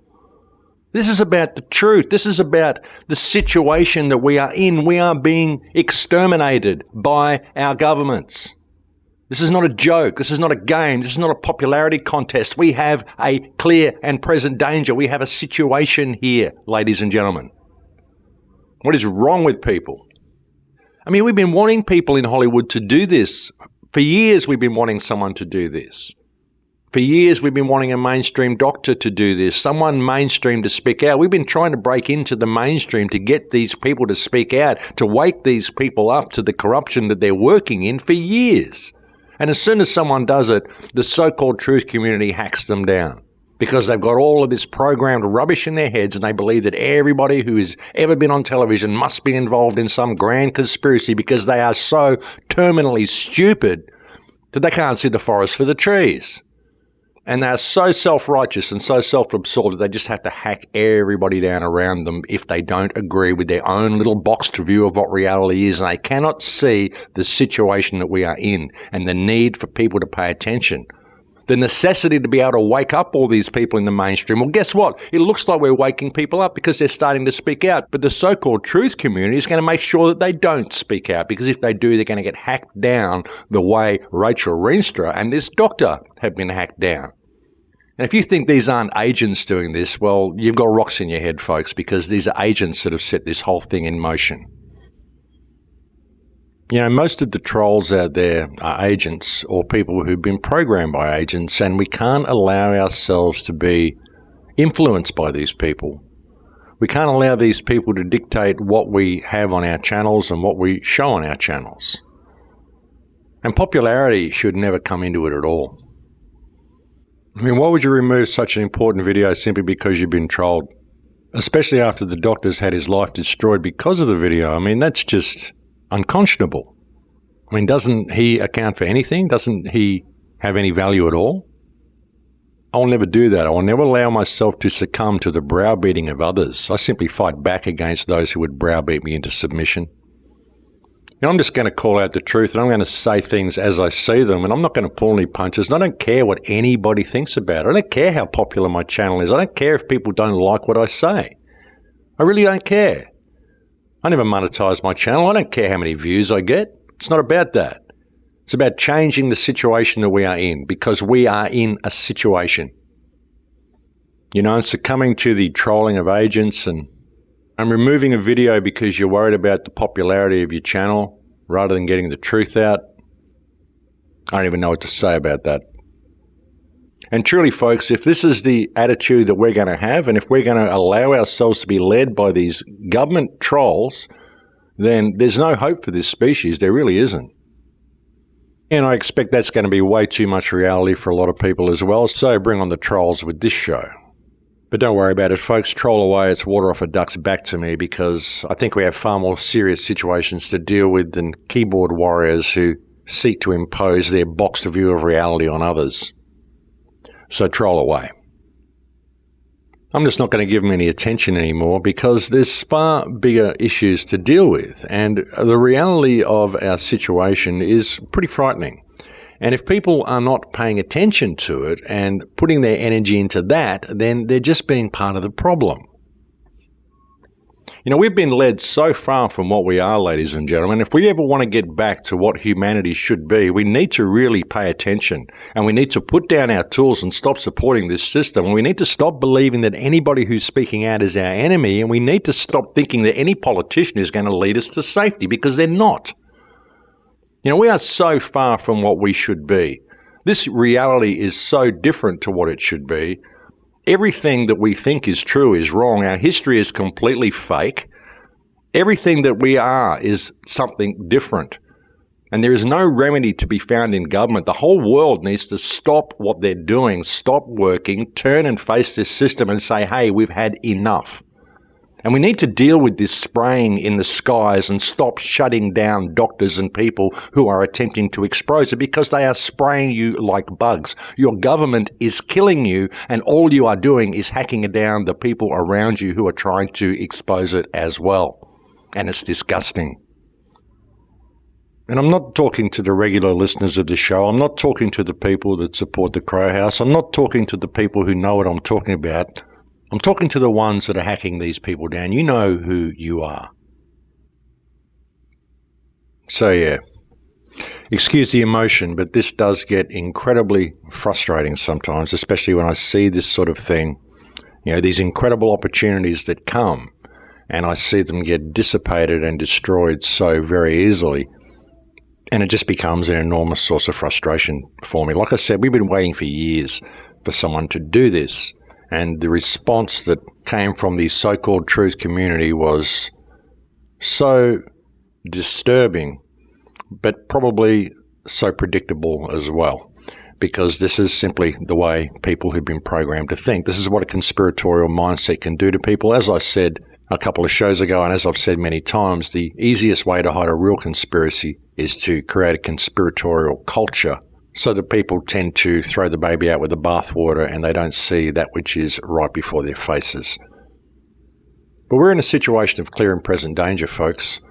And I intend to do another show on history very soon, because some of the things that have been uncovered indicate that nothing at all is what it seems. And history has always been a huge source of fascination for me. It's what got me started on this journey. So I do intend to do another show about what's actually been done to our history and how much history we've really lost, and what our real history could possibly be sometime in the near future. But for now, I think it's really important for people to identify and to be aware of the systems of control that are used to keep them locked into this matrix. And as I said, divide and conquer is one of the most effective, and we really need to put down all this stuff with each other and step back and realize just how we're being played. You know, everybody is in this together, folks. The people that are working in all these industries like Hollywood, and even a lot of the people that are working in lower sections of government, have no idea what they are involved in. And most of the people you see on television have no idea what they're involved in. A lot of people get jobs as actors because they want to be actors, because they grow up watching television and they think it's a cool thing to do. You know, and it isn't until they get in there, if the industry sees them as something it can use, and it will use them. But a lot of the people are just innocent bystanders, and they get screwed over and used and abused by the industry just as much as everybody else. So it's important for us to take this into perspective. And it's important for us to realize just how many doctors and other people out there in the world actually probably really want to speak out about things. But they're scared to, because they're scared that they'll get knocked on the head if they do. And what we just saw happen to this doctor is a great example of why they don't speak out. And like I said, you can't tell me this wasn't contrived. I mean, most of the people even trolling this man were probably agents themselves. I mean, the CIA has whole rooms of agents that sit there as trolls, and they go out and they just defame and attack people. You'll get someone open a channel, post a video, then you get 30 or 40 people post supportive comments. They're all agents, probably sitting in the same room in Langley. Now, that's how it works, folks. And then all the minions just jump on board because everybody's scared of what everybody else thinks, and everybody wants to keep their popularity. And it's not about popularity. It's about dealing with the fact that we've got a bunch of criminal parasites that are killing us, and no one's doing anything about it. Everyone's being politically correct. Everyone wants to be popular and be the one who got the scoop or have the most views or whatever. You know, the world's run by criminals and they're killing us, and we're not doing anything about it, and that needs to be the focus. Just stop what you're doing and call this out, and encourage other people around you to do the same thing. I mean, wake the people up around you. You know, we're being poisoned by this 5G. They're spraying us like bugs. They're changing all the videos now, so they've all got chemtrails in the videos now. No one's doing anything about it. All these people are just not even looking up at the skies, arguing about the shape of the earth, arguing about this, arguing about that, whether Trump's the good guy or the bad guy, or whether this doctor's good or that doctor's bad or whatever. It's ridiculous. The world's run by criminals. They're killing us, and we're just sitting here squabbling and doing nothing about it. And it's absurd. I mean, I've been touring and speaking and doing everything I can to try to get some unity with people. I've contacted everybody that I can from the truth movement. I've made as many steps as I can everywhere around the world with everybody that I can. I've tried to encourage movements on the ground. I've tried to bring people together. Everywhere I've gone, when I've made friends with people, I've tried to connect them with other friends I have in the area, to create support groups for everywhere. I've tried to link up everybody that I can.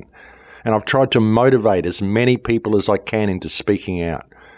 And all the people who email me and say, well, what are you doing, Max? You're just touring the world. Well, this is grueling, touring the world, folks. I'm sitting here, you can probably hear all the traffic noise. I'm sitting in a cheap motel in Inglewood at the moment, trying to record a radio show for you just so I can get something out. And I don't have a monetized account. I've got no reason to keep doing this. This isn't like I do this because I have to. There's nothing that keeps me doing this at all, apart from the fact that it needs to be done. And traveling around the world and doing all the stuff that I do is incredibly grueling, so I'm really looking forward to getting home and having some time off. And hopefully maybe working on a film to maybe get something out to more people. But we're in a situation here, folks. We're in a situation of clear and present danger. We've got to stop squabbling. We've got to stop fighting. We've got to stop hacking everybody down around us and thinking everybody is the enemy, and realize that it is the governments that are the problem. Every problem we have is legislated to be that way. All the division in the community exists because it's legislated to be that way. All of the situations, all of the irritations that we suffer as a society, all the little things that go wrong, all the little rules we have to follow, all the little lines we have to walk between, all the things that give us the frustration that causes us to hack down the people around us, it all happens because it's legislated to be that way. And we're all too scared to look in that direction and point at them and say, hey, it's you guys. We're not going to do what you tell us anymore. And not only are we not going to do what you tell us, we're going to hold you accountable for what you've done because we've remembered who and what we are. That's all we have to do, folks. You know, the whole world could change in a day if we would just remember who and what we are and realize that we don't have to do any of this. It's all a fiction. They just made it up. And it hasn't even been in place for that long. That's one of the reasons why they've hidden history, folks, because people think it's always been like this. The world's always been run by government. It goes way, way back to Roman times and ancient Greece and all this stuff. Well, no, it doesn't. Because when you really start looking at history, folks, it actually looks like it's only really been this way for probably 2 or 3 or the most, maybe 400 or 500 years. That's as long as we've had government in place. All the stuff before then is fiction. All the history that's been created before then is fiction. There are events that happened, sure, but they didn't happen as we were told. They didn't happen when we were told. Everything changed not too long ago, ladies and gentlemen. And it is this hiding of history which creates this despair in people. It makes us believe that it's always been this way, that we always have to do this, but we don't. There's a very, very small group of people that have been running this whole charade, and they've only been doing it for a few hundred years. They've probably only been doing it since they changed the calendar, back when the Julian calendar came into use and they invented the Dark Ages. And that may sound like a strange statement to make as well, but yes, folks, it would appear that the Dark Ages are simply an invention. And, you know, you've got to think right outside the box if you really want to know what's going on here. And unfortunately, that's what not too many people are prepared to do. Even when they do think outside the box, they usually jump into another box. And there's a lot more to this world than what people believe. There's a lot more to us than what people believe. There's a lot more to history than people would ever realize. And there's a lot more to many of the myths that we find in various cultures around the world that people would realize as well. This is something that I touched on in the book that I put out in 2005, Earth's Forbidden Secrets, Part 1, Searching for the Past. You'll find it on my website, a free copy of it. It's been there since 2005. I don't agree with everything in the book now. I don't agree with the conclusions in the latter half of the book that I was leaning towards, but I still agree with the first half of the book when I was pointing out all of the ancient artifacts and how the pyramids were made and all that sort of stuff. And that's, again, something that I intend to talk about on a show probably next week or the week after. I intend to do another show on ancient history, as I said. But I'm getting a little bit off topic again. But as I said, folks, it would appear that the Dark Ages have been completely invented, and just about everything about this society has been able to be imposed on us simply due to this loss of history and this complete obliteration of our memory of who and what we once were. And honestly, folks, what's happening now with the 5G and the chemtrails and the smart grid and everything that's being rolled out, this is the final lockdown, and we really have to start paying attention and stop being politically correct about this and thinking that any politician is going to lead us to safety. We need to put down our tools, stop working, stop supporting this system, because we don't need to work. We don't need to have jobs. We don't need to do any of the stuff that we're doing. We live in a world of abundance, and the only thing that prevents us having access to that abundance is the construct of government, which is not your friend, is not there to help you, is not there to govern our societies. It's there to control you. It's there to farm you. And it's time we called it out, because we cannot allow them to finish the whole process off by rolling out this smart grid under the mistaken belief that it's being rolled out for our convenience. It isn't. The smart grid is the final step in removing you of your life skills and locking you into a control grid which will monitor every aspect of your life.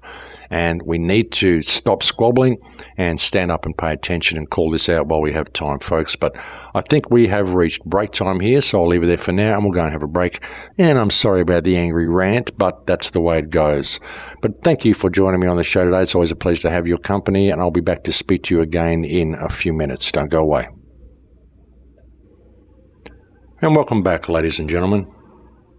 Yes, so really the loss of self that has occurred to the human species, the loss of self in the human condition, is the most major contributing factor to everything that we face, and it is the only way out of this situation, is for people to regain this sense of self that they once have. But the matrix is so thick and the control grid runs so deeply, the illusion runs so deep in people's minds, their concept of reality is so skewed that it almost seems like an impossible task for those of us who are awake to attempt to even convey this information to people. So you've got to take small steps and try to chip away the stone that clouds their vision, because it's not really a veil, it's almost like a stone that's been put in front of them. It's like Plato's allegory of the cave, the complete illusion that people are under as far as this system goes. And that's why they keep looking for someone else to provide a solution for them. They can't see the forest for the trees. They can't see that they are the solution themselves, and that it's simply by their compliance to the system that the whole thing happens. Their willingness to just do what they're told all the time and never ask why. That is the whole matrix. That is the whole reason for all of these situations to have come about to begin with. And again, a lot of it is perpetuated through the hiding of history, because it creates this despair in people's minds whereby they believe that it's always been like this and there's nothing they can do about it. It's just the way it's always been since time immemorial. Why would anyone ever question government? Because the government's always been there. But the truth of the matter is that government has not always been there. When you look at books like the Vedas and you look at the Vedic culture that existed, and we perceive this culture to have been eons ago, centuries, millennia ago, whatever, and perhaps it was. But who's to say that it wasn't that way just a short time ago as well? Because when you look at the Vedic culture, it makes a lot of sense. Even when you look at the structure of the cities around the ancient world, it makes a lot of sense that this is the way they were run. This is why they're destroying all these ancient cities. And all the ancient monuments that you find, like I mentioned a few shows ago, all the ancient artifacts that you find all around the earth. The thing is, with all of these artifacts, as I pointed out in my book, again in 2005, all of these artifacts have a similar fingerprint to them. All of these artifacts were built by the same culture, ladies and gentlemen. There was once a worldwide culture that existed on this earth that wasn't too long ago, perhaps just a few hundred years ago. And again, this may be a strange thing for people to consider. And even when I wrote the book back in 2005, I was looking at the timeline that we're given and just assuming that it was correct. I mean, I always knew that they changed the calendar back in whenever it was. They changed from the Gregorian calendar to the Julian calendar. But you just kind of assumed that they did it for the reasons that they said, and that it was just to make up this period of a few months, and it wasn't anything really major. I always assumed that things that we were told happened thousands of years ago actually happened thousands of years ago. But that was back in 2005, and that's simply where my head was at the time. But when you really start looking at things a little deeper, and you really start looking at some of the monuments, and you really start looking at some of the texts and considering some of the timelines, it appears that the actual reality could in fact be very, very different, and that the timeline that we're given may be completely and utterly wrong. And not only wrong, but deliberately fabricated and deliberately imposed over our minds to create everything that I talked about in the first part of the show, just to create that disconnect, to create this history, to create this despair in people, to make us believe that things have always been this way when in fact they haven't. And again, folks, I know it's a long stretch for people to take, but you've got to think outside the box and really look at this. And again, we only know that which exists within living memory. And when you look at the evidence, you do think outside the box, you simply go where it leads you, and this is where it leads you. And a lot of the battles that we're told about, a lot of the stuff that we read in history books that we're told happened thousands of years ago, very likely didn't happen thousands of years ago, but only happened hundreds of years ago. And they were the battles that were involved in shaping the world into what it is now from what it was before that time. And I know that's going to be a very, very bizarre thing for people to get their heads around. And even as I say it, there are people out there laughing, saying, oh my God, Max has lost his mind. But again, folks, we only know that which exists in living memory. And when you start looking around the world, and I've traveled extensively, I really have, and I've gone to as many ancient sites and seen as much stuff as I can trying to figure this out. I've been doing it for a lot of years. And when you really start looking at things and you start reading the parallels in some ancient texts and you start really thinking about things, and again, even reading parallels in ancient texts, we don't know how ancient they are, but we know that these similar stories exist in many, many cultures. And these are many cultures that aren't supposed to have had contact with each other, bear in mind. You begin to see a really, really different version of history that is very, very possible, and not only possible, but very probable. You know, even last week I was talking about the fact that Leonardo da Vinci's paintings, we can't do these. We don't know how these paintings were done. These paintings were actually done via technology that we don't possess anymore. So that's a really interesting question. How did they do them? And it isn't just a curiosity. It's something that's very important. And as far-fetched as it may first seem to people, there's every indication that the world was a very, very different place a very, very short time ago, historically speaking. But you have to just think outside the box, and you've got to seriously ask a few questions. Because when you do start thinking outside the box, you find that they're actually valid questions. You know, what if life was very, very different just a few hundred years ago? What if something happened that changed what this world was, and something happened that affected our memory and gave us a kind of amnesia, if you will? Or perhaps a better way to say it would be something that cut us off from the world that actually exists around us and put us into some sort of a cloud where we can't really see it, but it's still there. I know it's a bizarre concept, but just think about it for a minute. And what about all of those paintings that I was talking about before? What about all those paintings from those contemporary artists?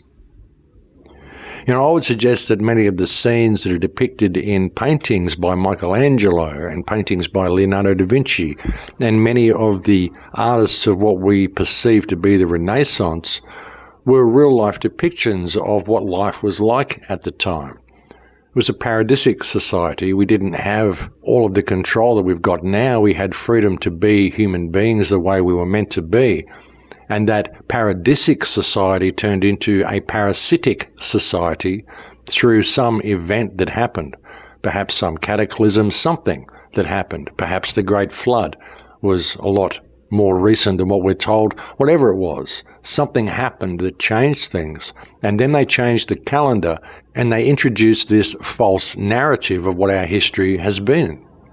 And even a lot of the old books that we read that we believe we're getting information from, as I alluded to on the show a few weeks ago, Where Are They Hiding History? We don't know where any of these books actually come from. We don't know if the dates on them are actually true. We don't know if even the authors that we're told wrote them are actually who wrote them. And most of them are copies from old books anyway. That's the problem. We don't even have any original copies of anything. And that's something I think a lot of researchers need to take into account. I think it's something that they don't take into account. Even when you get an old book, you've got no idea if it's actually an authentic replication of the original. That's the thing. None of these books are originals. All of these books are copies because all of the originals were burnt in all the great fires that happened throughout history. The massive book burnings that happened, not even to mention the burning of the Alexandrian Library, but all of the other book burnings that happened as well. And all of the priests that copied all of the books back in those days, because they were all copied by hand. You didn't have printing presses. They had to be copied by hand in order to be preserved. They were always updated as they were copied with the new history that was added. And the new history, of course, is usually wrong and fabricated and written by the winners and not the real history at all. But the thing is, the books were never copied letter by letter. They were never copied word for word. They were never correct, direct translations and direct copies of the original texts. They were always updated and modified versions, and this has happened many, many times. So the book you get at the end, or that we get access to, is nothing like the original book that was written hundreds of years ago or thousands of years ago, we're told. Whenever it was, we don't know when it was because we have no idea of even what year we're in because of the calendars have been changed. Everything's been changed. We've got no idea what's going on, and we've got no idea of what our true history is, and it's important for people to take that into account with all of the stuff that they're looking at. But it's also really important for people to take into account that it's this loss of self that creates all of this. And it's people's failure to recognize the people around them as just being people of value like them. To see everything as being this great conspiracy, if anybody thinks different to you, they must be part of some secret plot. It's ridiculous. And it's the biggest tool that's used against us. And as I said a few shows ago, nobody really knows anything anyway because all of this information's been put out there for them to consume, and none of the information is correct anyway because it's all translations of originals, so we don't really know what we're dealing with at all. And how long would it take to change history? 1 generation. That's all it would take. And all we know is that which exists within living memory. And we need to stop all this stuff and stop all this squabbling and stop all this infighting. And we need to support anybody who's speaking out against this system in a positive way, stop seeing everything as some big conspiracy, and start paying attention and deal with the state of clear and present danger that we are currently in. It's really important that we do this, ladies and gentlemen. It really is. There's so much being revealed at the moment, and for all you Christians out there, that's what the apocalypse is. The apocalypse doesn't mean Armageddon, doesn't mean the big battle. The apocalypse means the lifting of the veil, and that's what's happening right now. Everything is becoming revealed, and with this revelation comes a great opportunity for humankind. If we could just put down our stuff with each other and realize who and what we are, step back into ourselves and realize we don't have to participate in any of this charade any longer than we want to. It's all held up due to our participation, and all we have to do is stop. It's about time we did. I don't know, sometimes it must seem like I'm just coming onto these shows and just kind of snapping at everybody. But I mean, it's not anger, it's passion and frustration. It's frustration and it's sorrow, it's sadness, it's looking at the human condition and seeing what our potential is and having an understanding of what we once had here. What this world once was. This was an incredible world, a living world, a world that we used to live in harmony with. And you can see the evidence of this everywhere, you really can. I saw an interesting video the other day on growing stones, on how megaliths are actually grown. Stone flowers even, it was quite amazing, and it all makes perfect sense. This was an incredible world. It still is an incredible world. It still could be an incredible world if we can find a way to revitalize it. And I think we can because it is an incredible world. And we were an incredible species. We are an incredible species. We still are. We still have the memory of all of this stuff in our genetic code. It's in there in the cloud of consciousness that exists in all of us. I'm sure that if people look deep enough, they can see it. They can see that the world is not supposed to be this way, and they can see that they are so much more than what they've been led to believe. And it gets me enormously frustrated sometimes, when I see the movement that we've got on the internet, the truth movement that we could have. You know, there's so many people out there that are saying, hey, the world's all messed up. But everybody's arguing with each other, and really we're all facing a common foe. We're all looking in the wrong direction to fight that foe, and it doesn't make any sense for us to be doing this. I mean, I know there's a lot of infiltrators in the movement, but the people out there that really do want change should be able to see this. They should be able to see who the infiltrators are. I mean, who's naming others? Who's doing videos about other people and calling them out and naming their names and creating these infighting battles between people? Who's out there defaming others and then challenge them to debates to defend themselves and all this sort of stuff? Because this is all distractions. This is all just riding on people's coattails and keeping people distracted, keeping people busy defending themselves rather than addressing the system. You know, and anybody who's speaking out in a positive way and calling things out in a positive way is doing a good job, really. So anybody who's going out of their way to defame these people and say, oh, look, they're all part of the Illuminati or whatever because they're using certain symbolism or whatever, this is just such rubbish, folks. It's such rubbish. You know, it's gotten to the point where you can't use any symbol anyway. You can't use anything. You can't use an eye. You can't use a triangle. You can't use anything because every symbol has been co-opted. So it looks like the only way we're ever going to be able to do videos is if we use blank screens. You know, I get in trouble because I use motion graphics and I use complicated scenes that are created in After Effects. And as I've said, I do that because I want the videos to look good, because I want them to get lots of views, because I want the information out there. And I don't have to go to all this trouble to do all this stuff. I mean, I don't have a monetized account. I get nothing for doing my videos. The only support I get is the people that support my work and can see the message for what it's worth and support me on Patreon. That's it. That's the only support that I get for any of this stuff, folks. So I'm not doing this to create any type of name for myself or to create any great income from YouTube because, as I said, I don't have a monetized account. I didn't even put my face out there for the first 4 years. It wasn't until someone caught me on video in Slovenia that anybody even knew what I looked like. You know, I just do this because it needs to be done, and it's important that people gain that focus as well in what they're doing and in the information they're consuming from the independent media and the channels they're following on YouTube. You know, don't be following channels that are defaming other channels and getting caught up in all this squabbling and infighting. Your government wants to kill you, and that is the main issue. They're spraying your skies with poison. They're rolling out a 5G control grid that is going to enslave everybody and ensnare everybody into this digital prison. And people who aren't addressing this and are engaged in infighting are simply part of the problem. They're not part of the solution. And anybody who is not part of the solution really is part of the problem. You know, and that goes for the people that are asleep as well. I mean, you can't blame them because they don't know. They're part of the matrix. People like this doctor. People like Rachel Reenstra was part of the matrix. All these people were part of the matrix. And of course they're going to be out there getting awards in all sorts of places from all these corrupt people that they don't know are corrupt. They think are very benevolent organizations. There's a whole group of people out there that think the Rockefeller Foundation is a great organization that does humanitarian work. There's a lot of people who believe the Bill Gates Foundation is actually doing good work with its vaccines. There's a lot of people out there who actually have good hearts who believe that Israel is a victim. That's how twisted the world is, folks. There's a lot of people out there that think the Queen is a wonderful woman.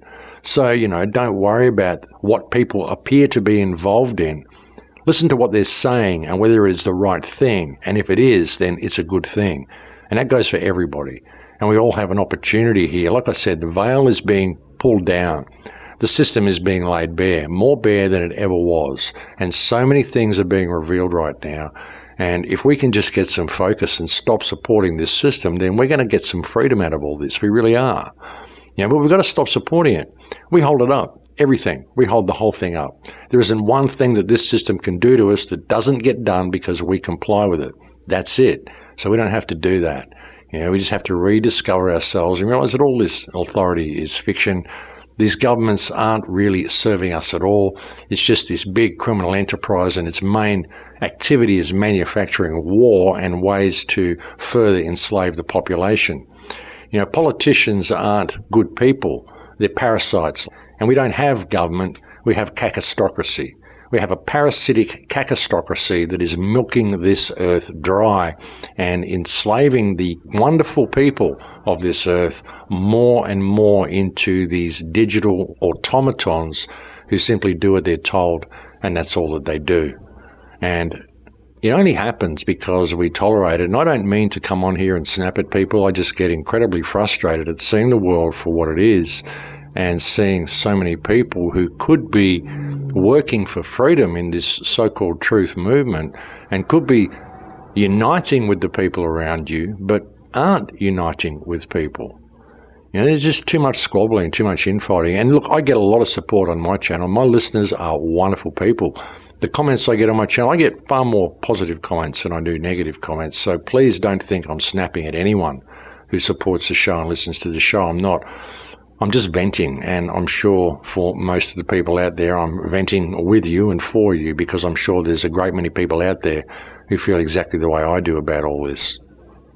You know, we got a great opportunity here, folks, and it would be horrible to see us squander it. You know, as I've said so many times in the past, all the world is a stage, but if people really knew the extent of the theatrics that controls their lives, sometimes I wonder if they could even handle the information. You know, even since I've been doing these shows, I've found out so much more than what I knew when I began. I mean, I had a pretty good grasp on things. I've had a pretty good grasp on things for a long time, and most of the stuff that I say that I think this is going to happen, it invariably happens. But even the last 10 years since I started this radio show, I have a completely different perspective of reality than what I did when I began.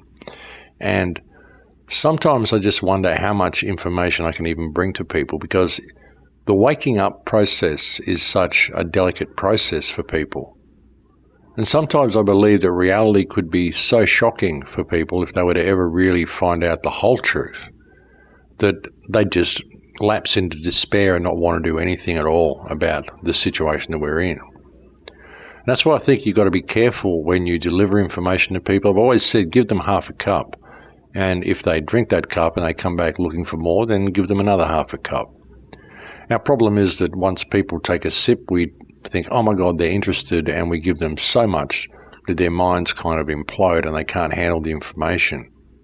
So it's important to give people enough to keep them interested and enough to wake them up in the way that is going to be suitable for them. And again, as I've often said, this is because real truth needs to be realized. It cannot be told to people.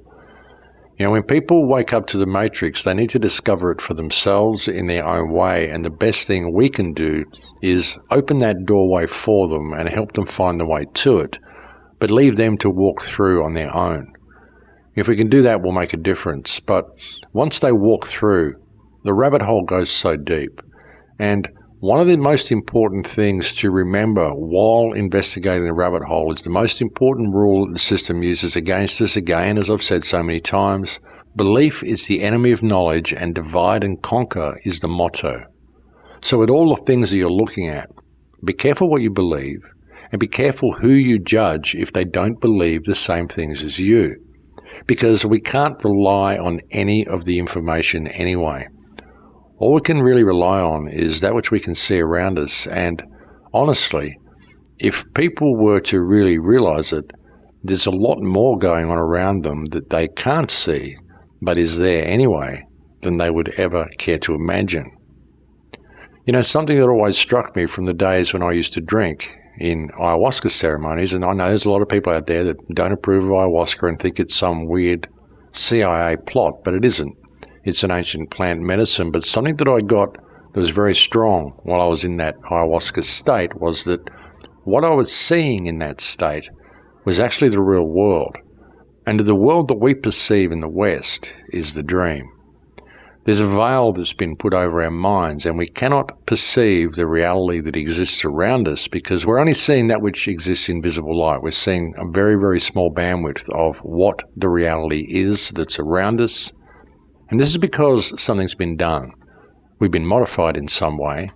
And I would suggest that this has actually happened quite recently in our history, and that if we were to actually become aware of this, we could find that we can roll things back and get back on track to what we should be and end all these wars and completely change the reality that we currently inhabit. And I know that probably seems like a long stretch to people, but, well, that's just what I would suggest is possible if people were prepared to really think outside of the box. because I would suggest that this reality is actually very, very different to what people believe.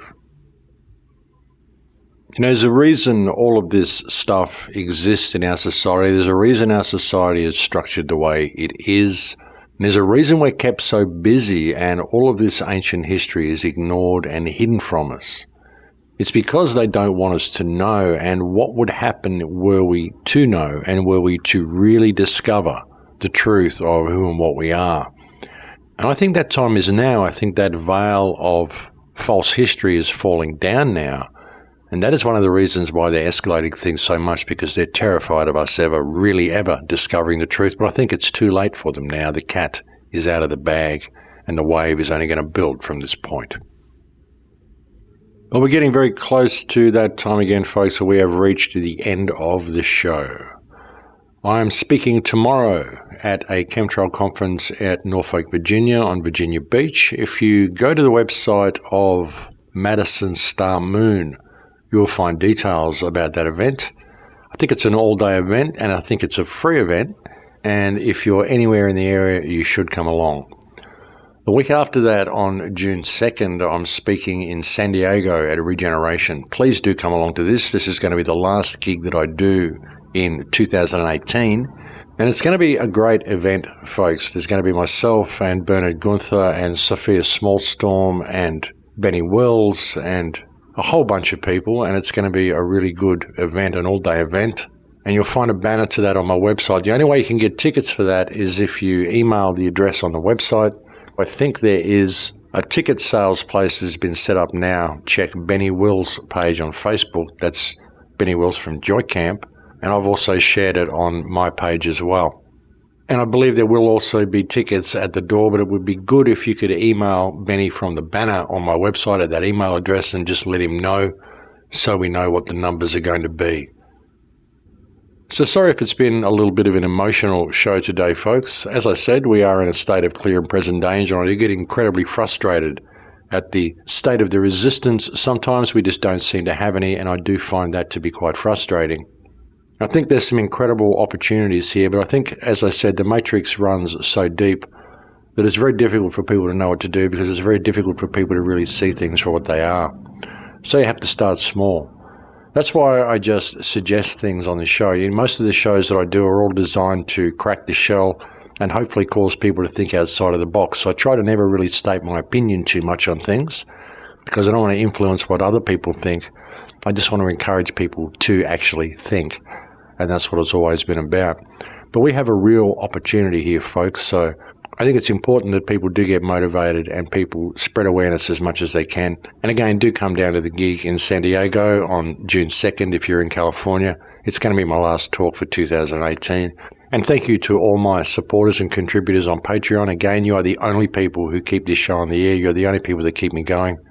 And I'm probably going to head home to Australia after the gig in San Diego. I think I'm just very tired, and I think it's time to listen to my body and get it home and get it rested and get back on my feet so I can start working on these films and get these out to you. Because I think the information that I want to put in the films is just as important, if not more important, than what I've been bringing you on the radio shows. But that is it for me, folks. I'm completely out of time, so I'll have to leave it there for now. I'll look forward to speaking to you again next week if I'm able. If not, then it will be the week after. So please take very good care until then. In Lakesh.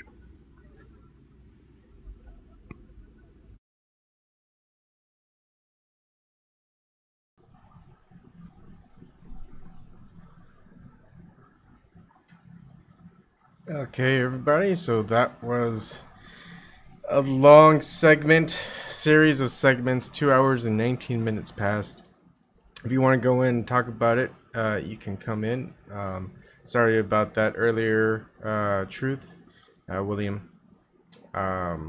Just wanted to present everything, even the dry and boring parts, because sometimes you have to go through the dry and boring parts to get to the truth. To the part where it interests you. If you're going to tune out for even a minute or even a few seconds, you might miss something. Sometimes the most important parts are the parts that you miss because you're not paying attention, because your mind's on other things, because the things that you're trying to focus on is the stuff that might be more exciting. And that's the trouble we're at now.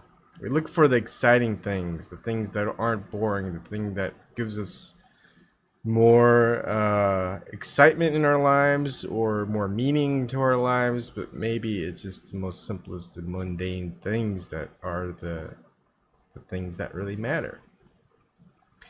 Because the things that you do day to day, people take for granted because, hey, that's all that's going on. It's just stuff that's happening all the time. Just like family life, you wake up, your kids, feed them, and then you take them to daycare, you go to work, you bring them back from their daycare, you prepare dinner, you eat dinner, you spend some family time, help them get to bed.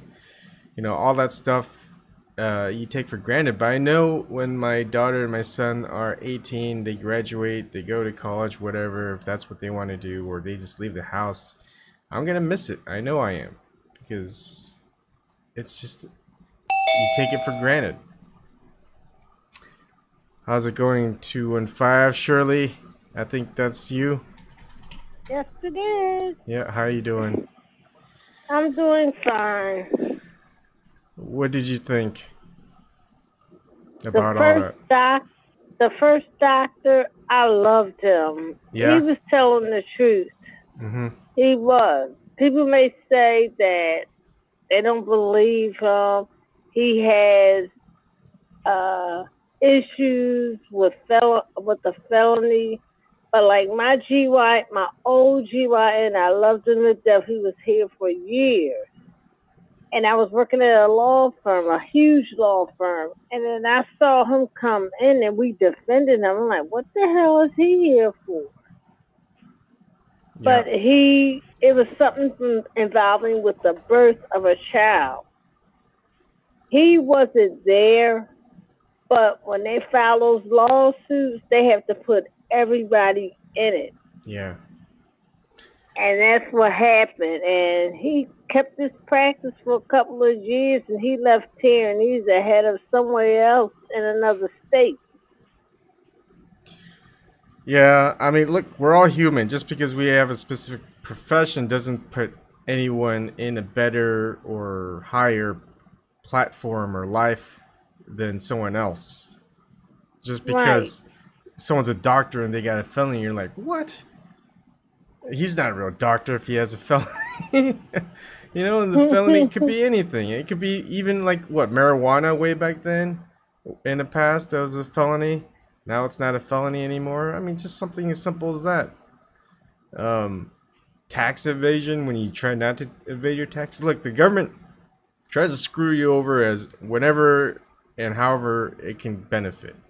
It just wants you to do everything they tell you to do, even and they don't tell you how exactly you should do it, that you should just do it. And then if you do it in a way they think it's wrong, they're gonna get at you for it. And you're like, well, you didn't, there's no specifications as to how you're supposed to do it.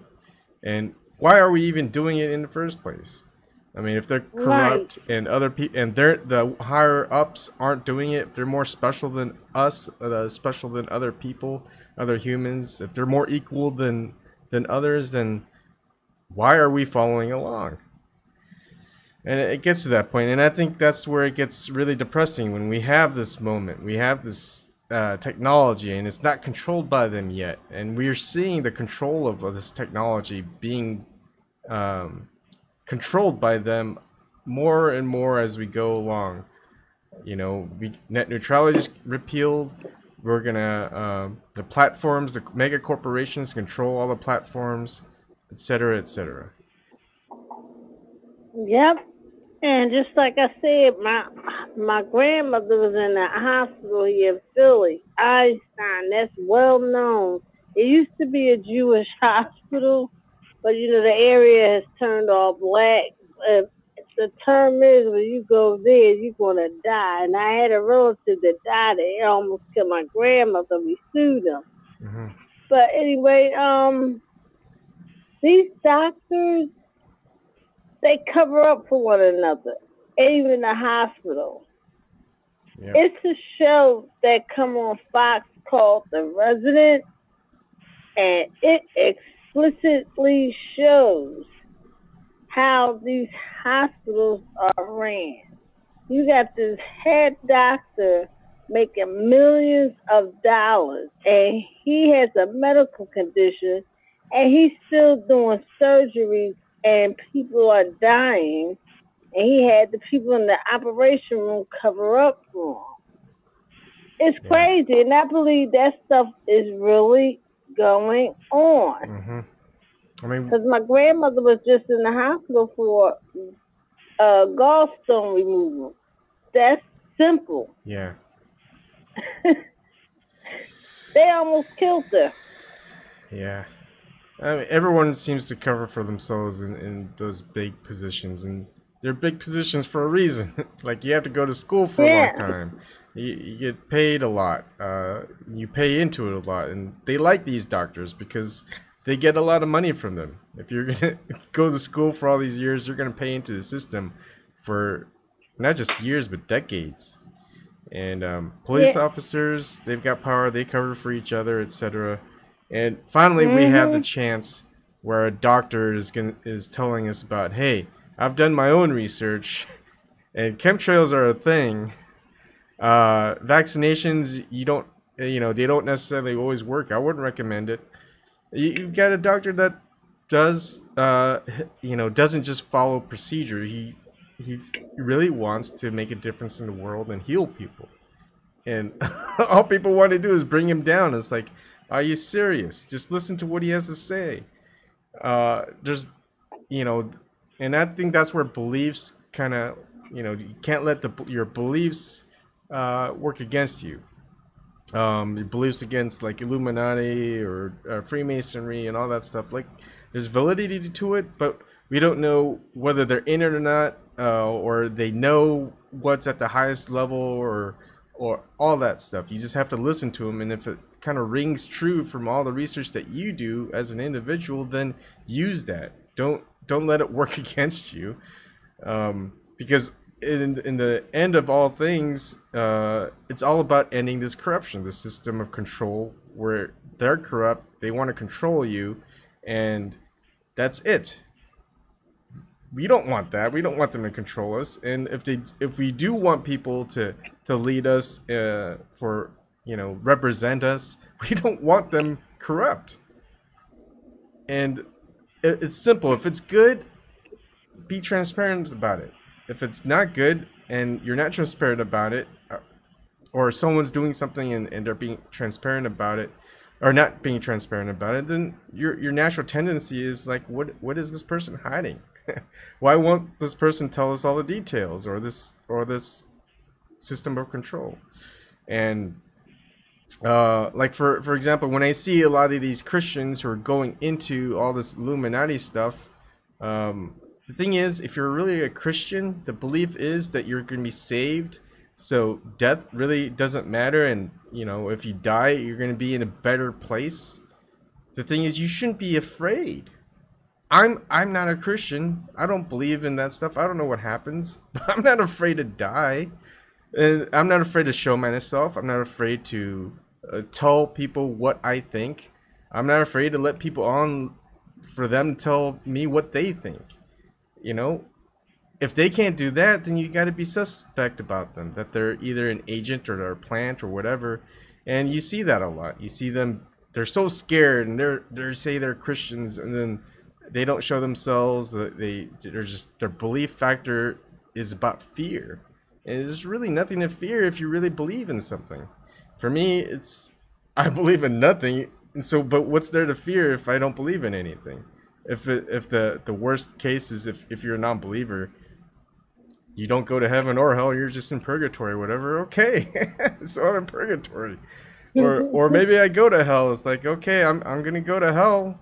How would I know? How would you know that you're gonna go to hell or I'm gonna go to hell? It's just, no one knows anything. No one's been dead and came back and said, hey, this is exactly what happened, or no one knows. If it was something that was known, everyone would believe it. Everyone would think it's it's legitimate, but it's not. It's people. Everyone's different within their belief system, and I would think no one would ever know. So what's the point of dwelling on it all too much?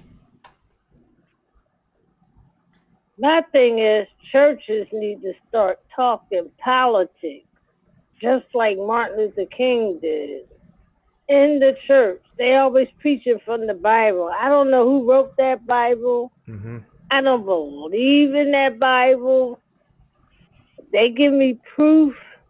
That's one thing, but I just don't know. Yeah. I believe there's a higher being. I'm not considering myself an atheist. Yep. But I don't believe I believe it's a higher being, but I don't believe in that Bible because my ancestors were brought over here and they worship a different religion. Mm-hmm. And it's what do people get from their belief in a religion anyway? In the end, right? It's just some type of self-satisfaction that the knowing is just kind of known, and hopefully that's what it is. And yeah, and then when you're in that belief system, you look at the top, and they're preaching to you and telling you everything that's in there and how you need to believe and how you need to put your faith into it, but you don't ask the questions, or you don't see the hypocrisy in the person who's speaking, like the people who ask for more money so they could buy like there's not just their first private jet but their second private jet. They're rolling around in a car like a Rolls Royce or something like that, and bodyguard. Yeah, armed bodyguards, and like, what does a man of faith? Valet parking. Yeah, what does a man of faith need armed bodyguards for? They're not afraid to die. They'll be closer to their God. So why do they need armed bodyguards? Things like that. It's just, what does God need with all that money?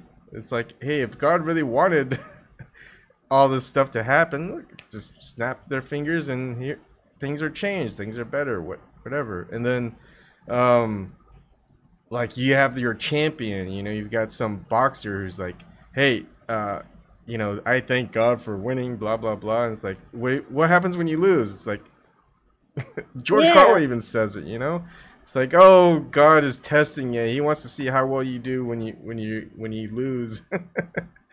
It's always something. It's always God's plan, but God's plan is always making things worse in life for everybody in general. Is that what it is?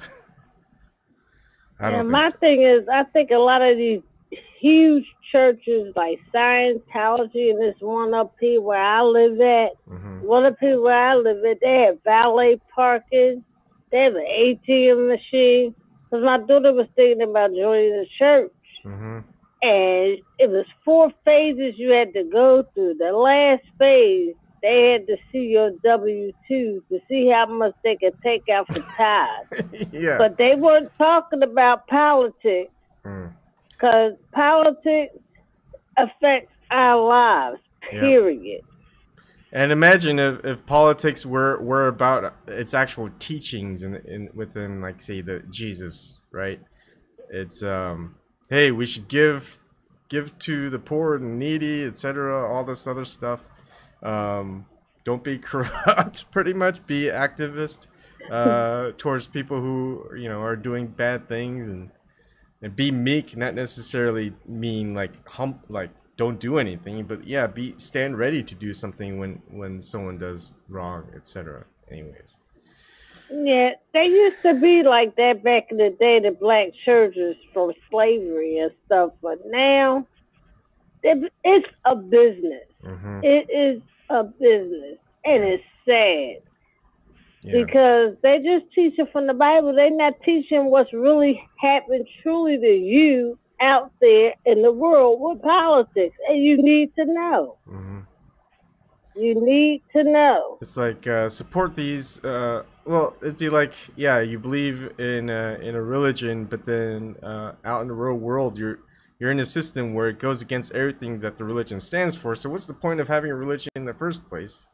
If you're just living in a system and you're agreeing with it, And it's everything against what that doctrine stands for, or that religious belief. And so you're not really in that belief system. You're just there because maybe the community, or you get some benefits out of it. You're in a club, and the higher you are in that club, the more benefits you get from it.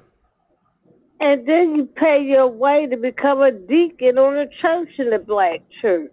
Pay your way. I have a relative that's a former drug dealer. And I'm like, he on this church with this valet parking as a deacon? Oh my God, these people. And if you say anything about this church to their members, they will argue you down. Yeah. And the thing is, people pay tithes, been with them for years, because they have an old church too that's falling apart and decrepit. You can't have your funeral in the new church with the valet parking. It has to be in the old church. And I'm like, something wrong with this picture. Yeah. And people within that religion should be calling these leaders out. That, hey, you are not living the life that everyone else is who's a follower. And if you're the one who's the closest to God in their teachings, you should be the one leading by example. And that's not happening. And it is perplexing to me. You know, maybe that's another thing why I'm not religious. And I used to love going to church. My grandmother did before she passed. So she was like, I said, Grandma, why you don't go to church no more? Because the pastor used to have to make us sit down when she testified. Because she talked too long. And she prayed too long at dinner and you were hungry. But anyway, she was like, I stopped going because church changed. Mm-hmm. She said it's not the same. And she was a holy sanctifier. In our churches, they be shouting, jumping around, shouting, falling on kids in the church. And I'm like, this is some crazy stuff.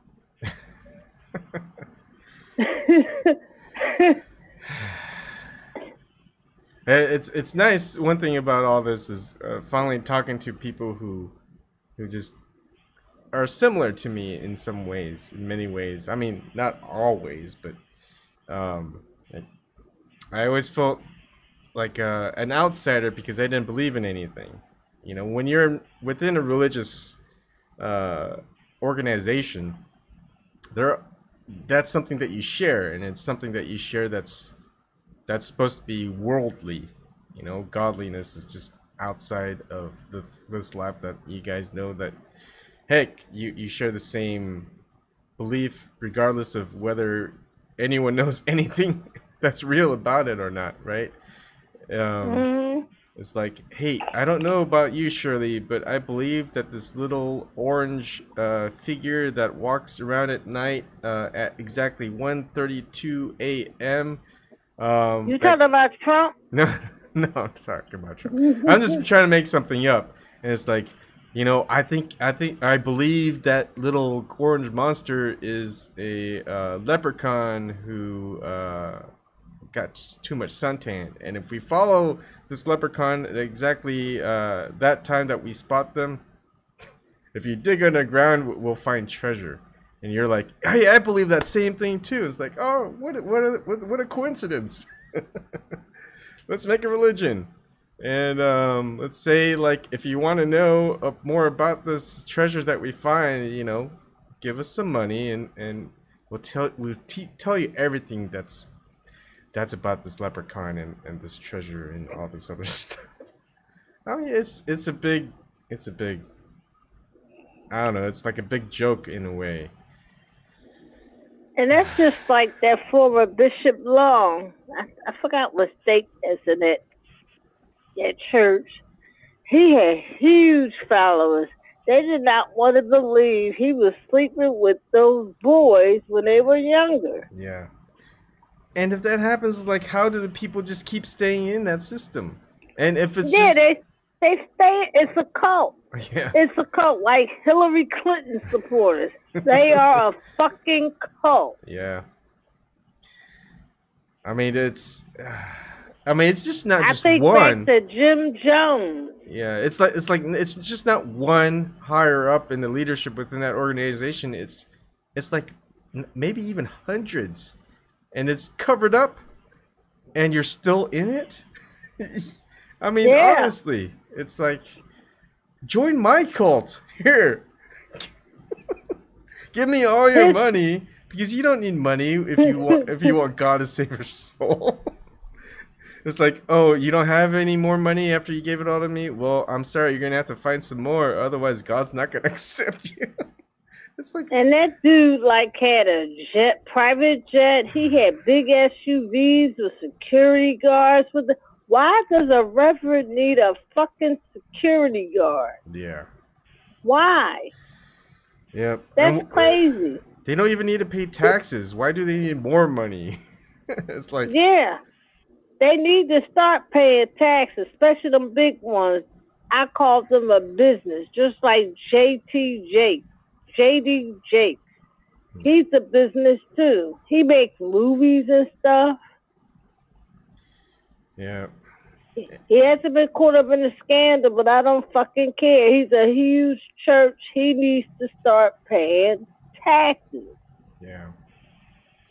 But, I have a feeling like if that did happen, they would just ask for more of a tithe, whatever you want, however you pronounce it.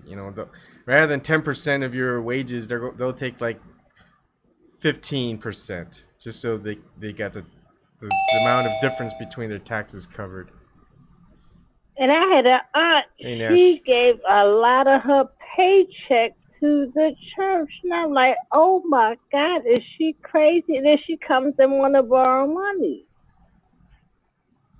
Roosevelt says they choose a God so they are not alone, they aren't afraid. It's like setting your clock 5 minutes ahead to manipulate your own self. It's true, because my wife does that, and I used to do that. Hey, William, sorry about that. I just want to get that 2 hours, 19 minutes of stuff over with.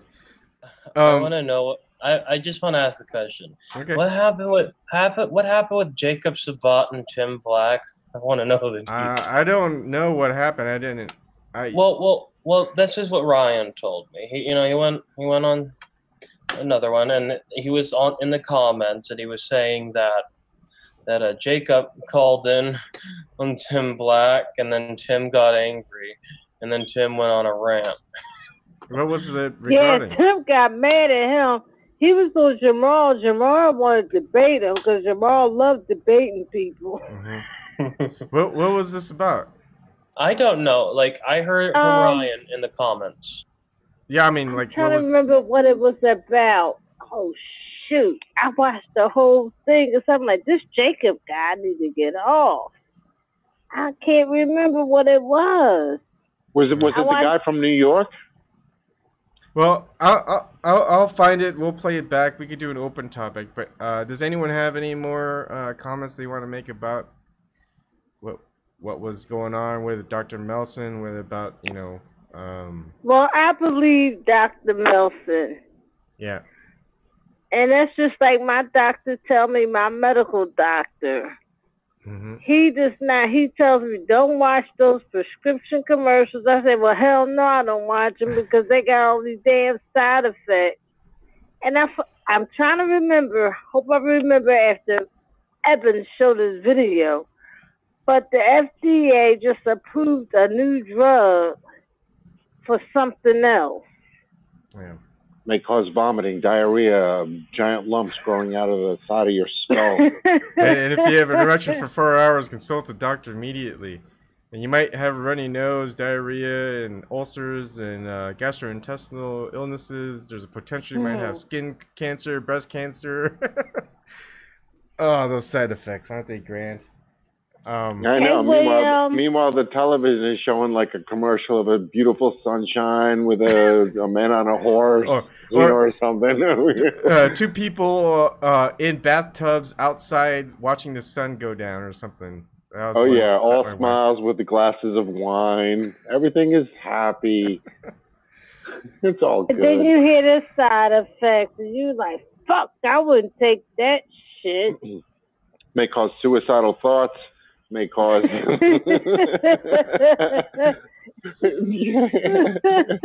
Yeah. Okay. Sign me up. How do I get involved? Give me them pills.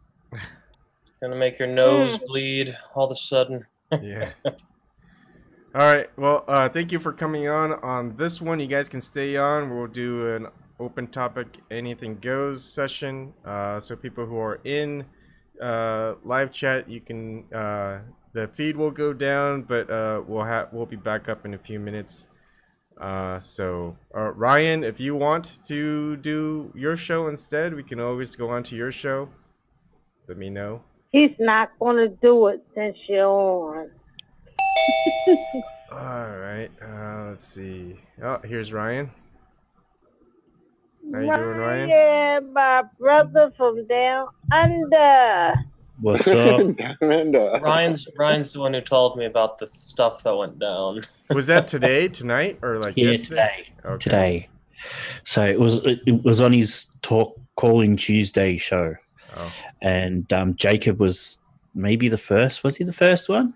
It might have been the second one. But basically told Tim Black what he needs to do, and he needs to interview more people, and he needs to hold people to account and all this other type of stuff. And he just kept telling Tim Black what he needed to do, and Tim's just like... Yeah, that was crazy. Okay, I'll try to find it. We'll play it back. It's not up. It's not up yet. No, but if it's live streamed, it's there. It's just unlisted. So, do you want to host, Ryan? No, I'm going soon. I'm tired. Okay. All right. So, Ryan. Everybody, go ahead and we'll be back with an open topic. So.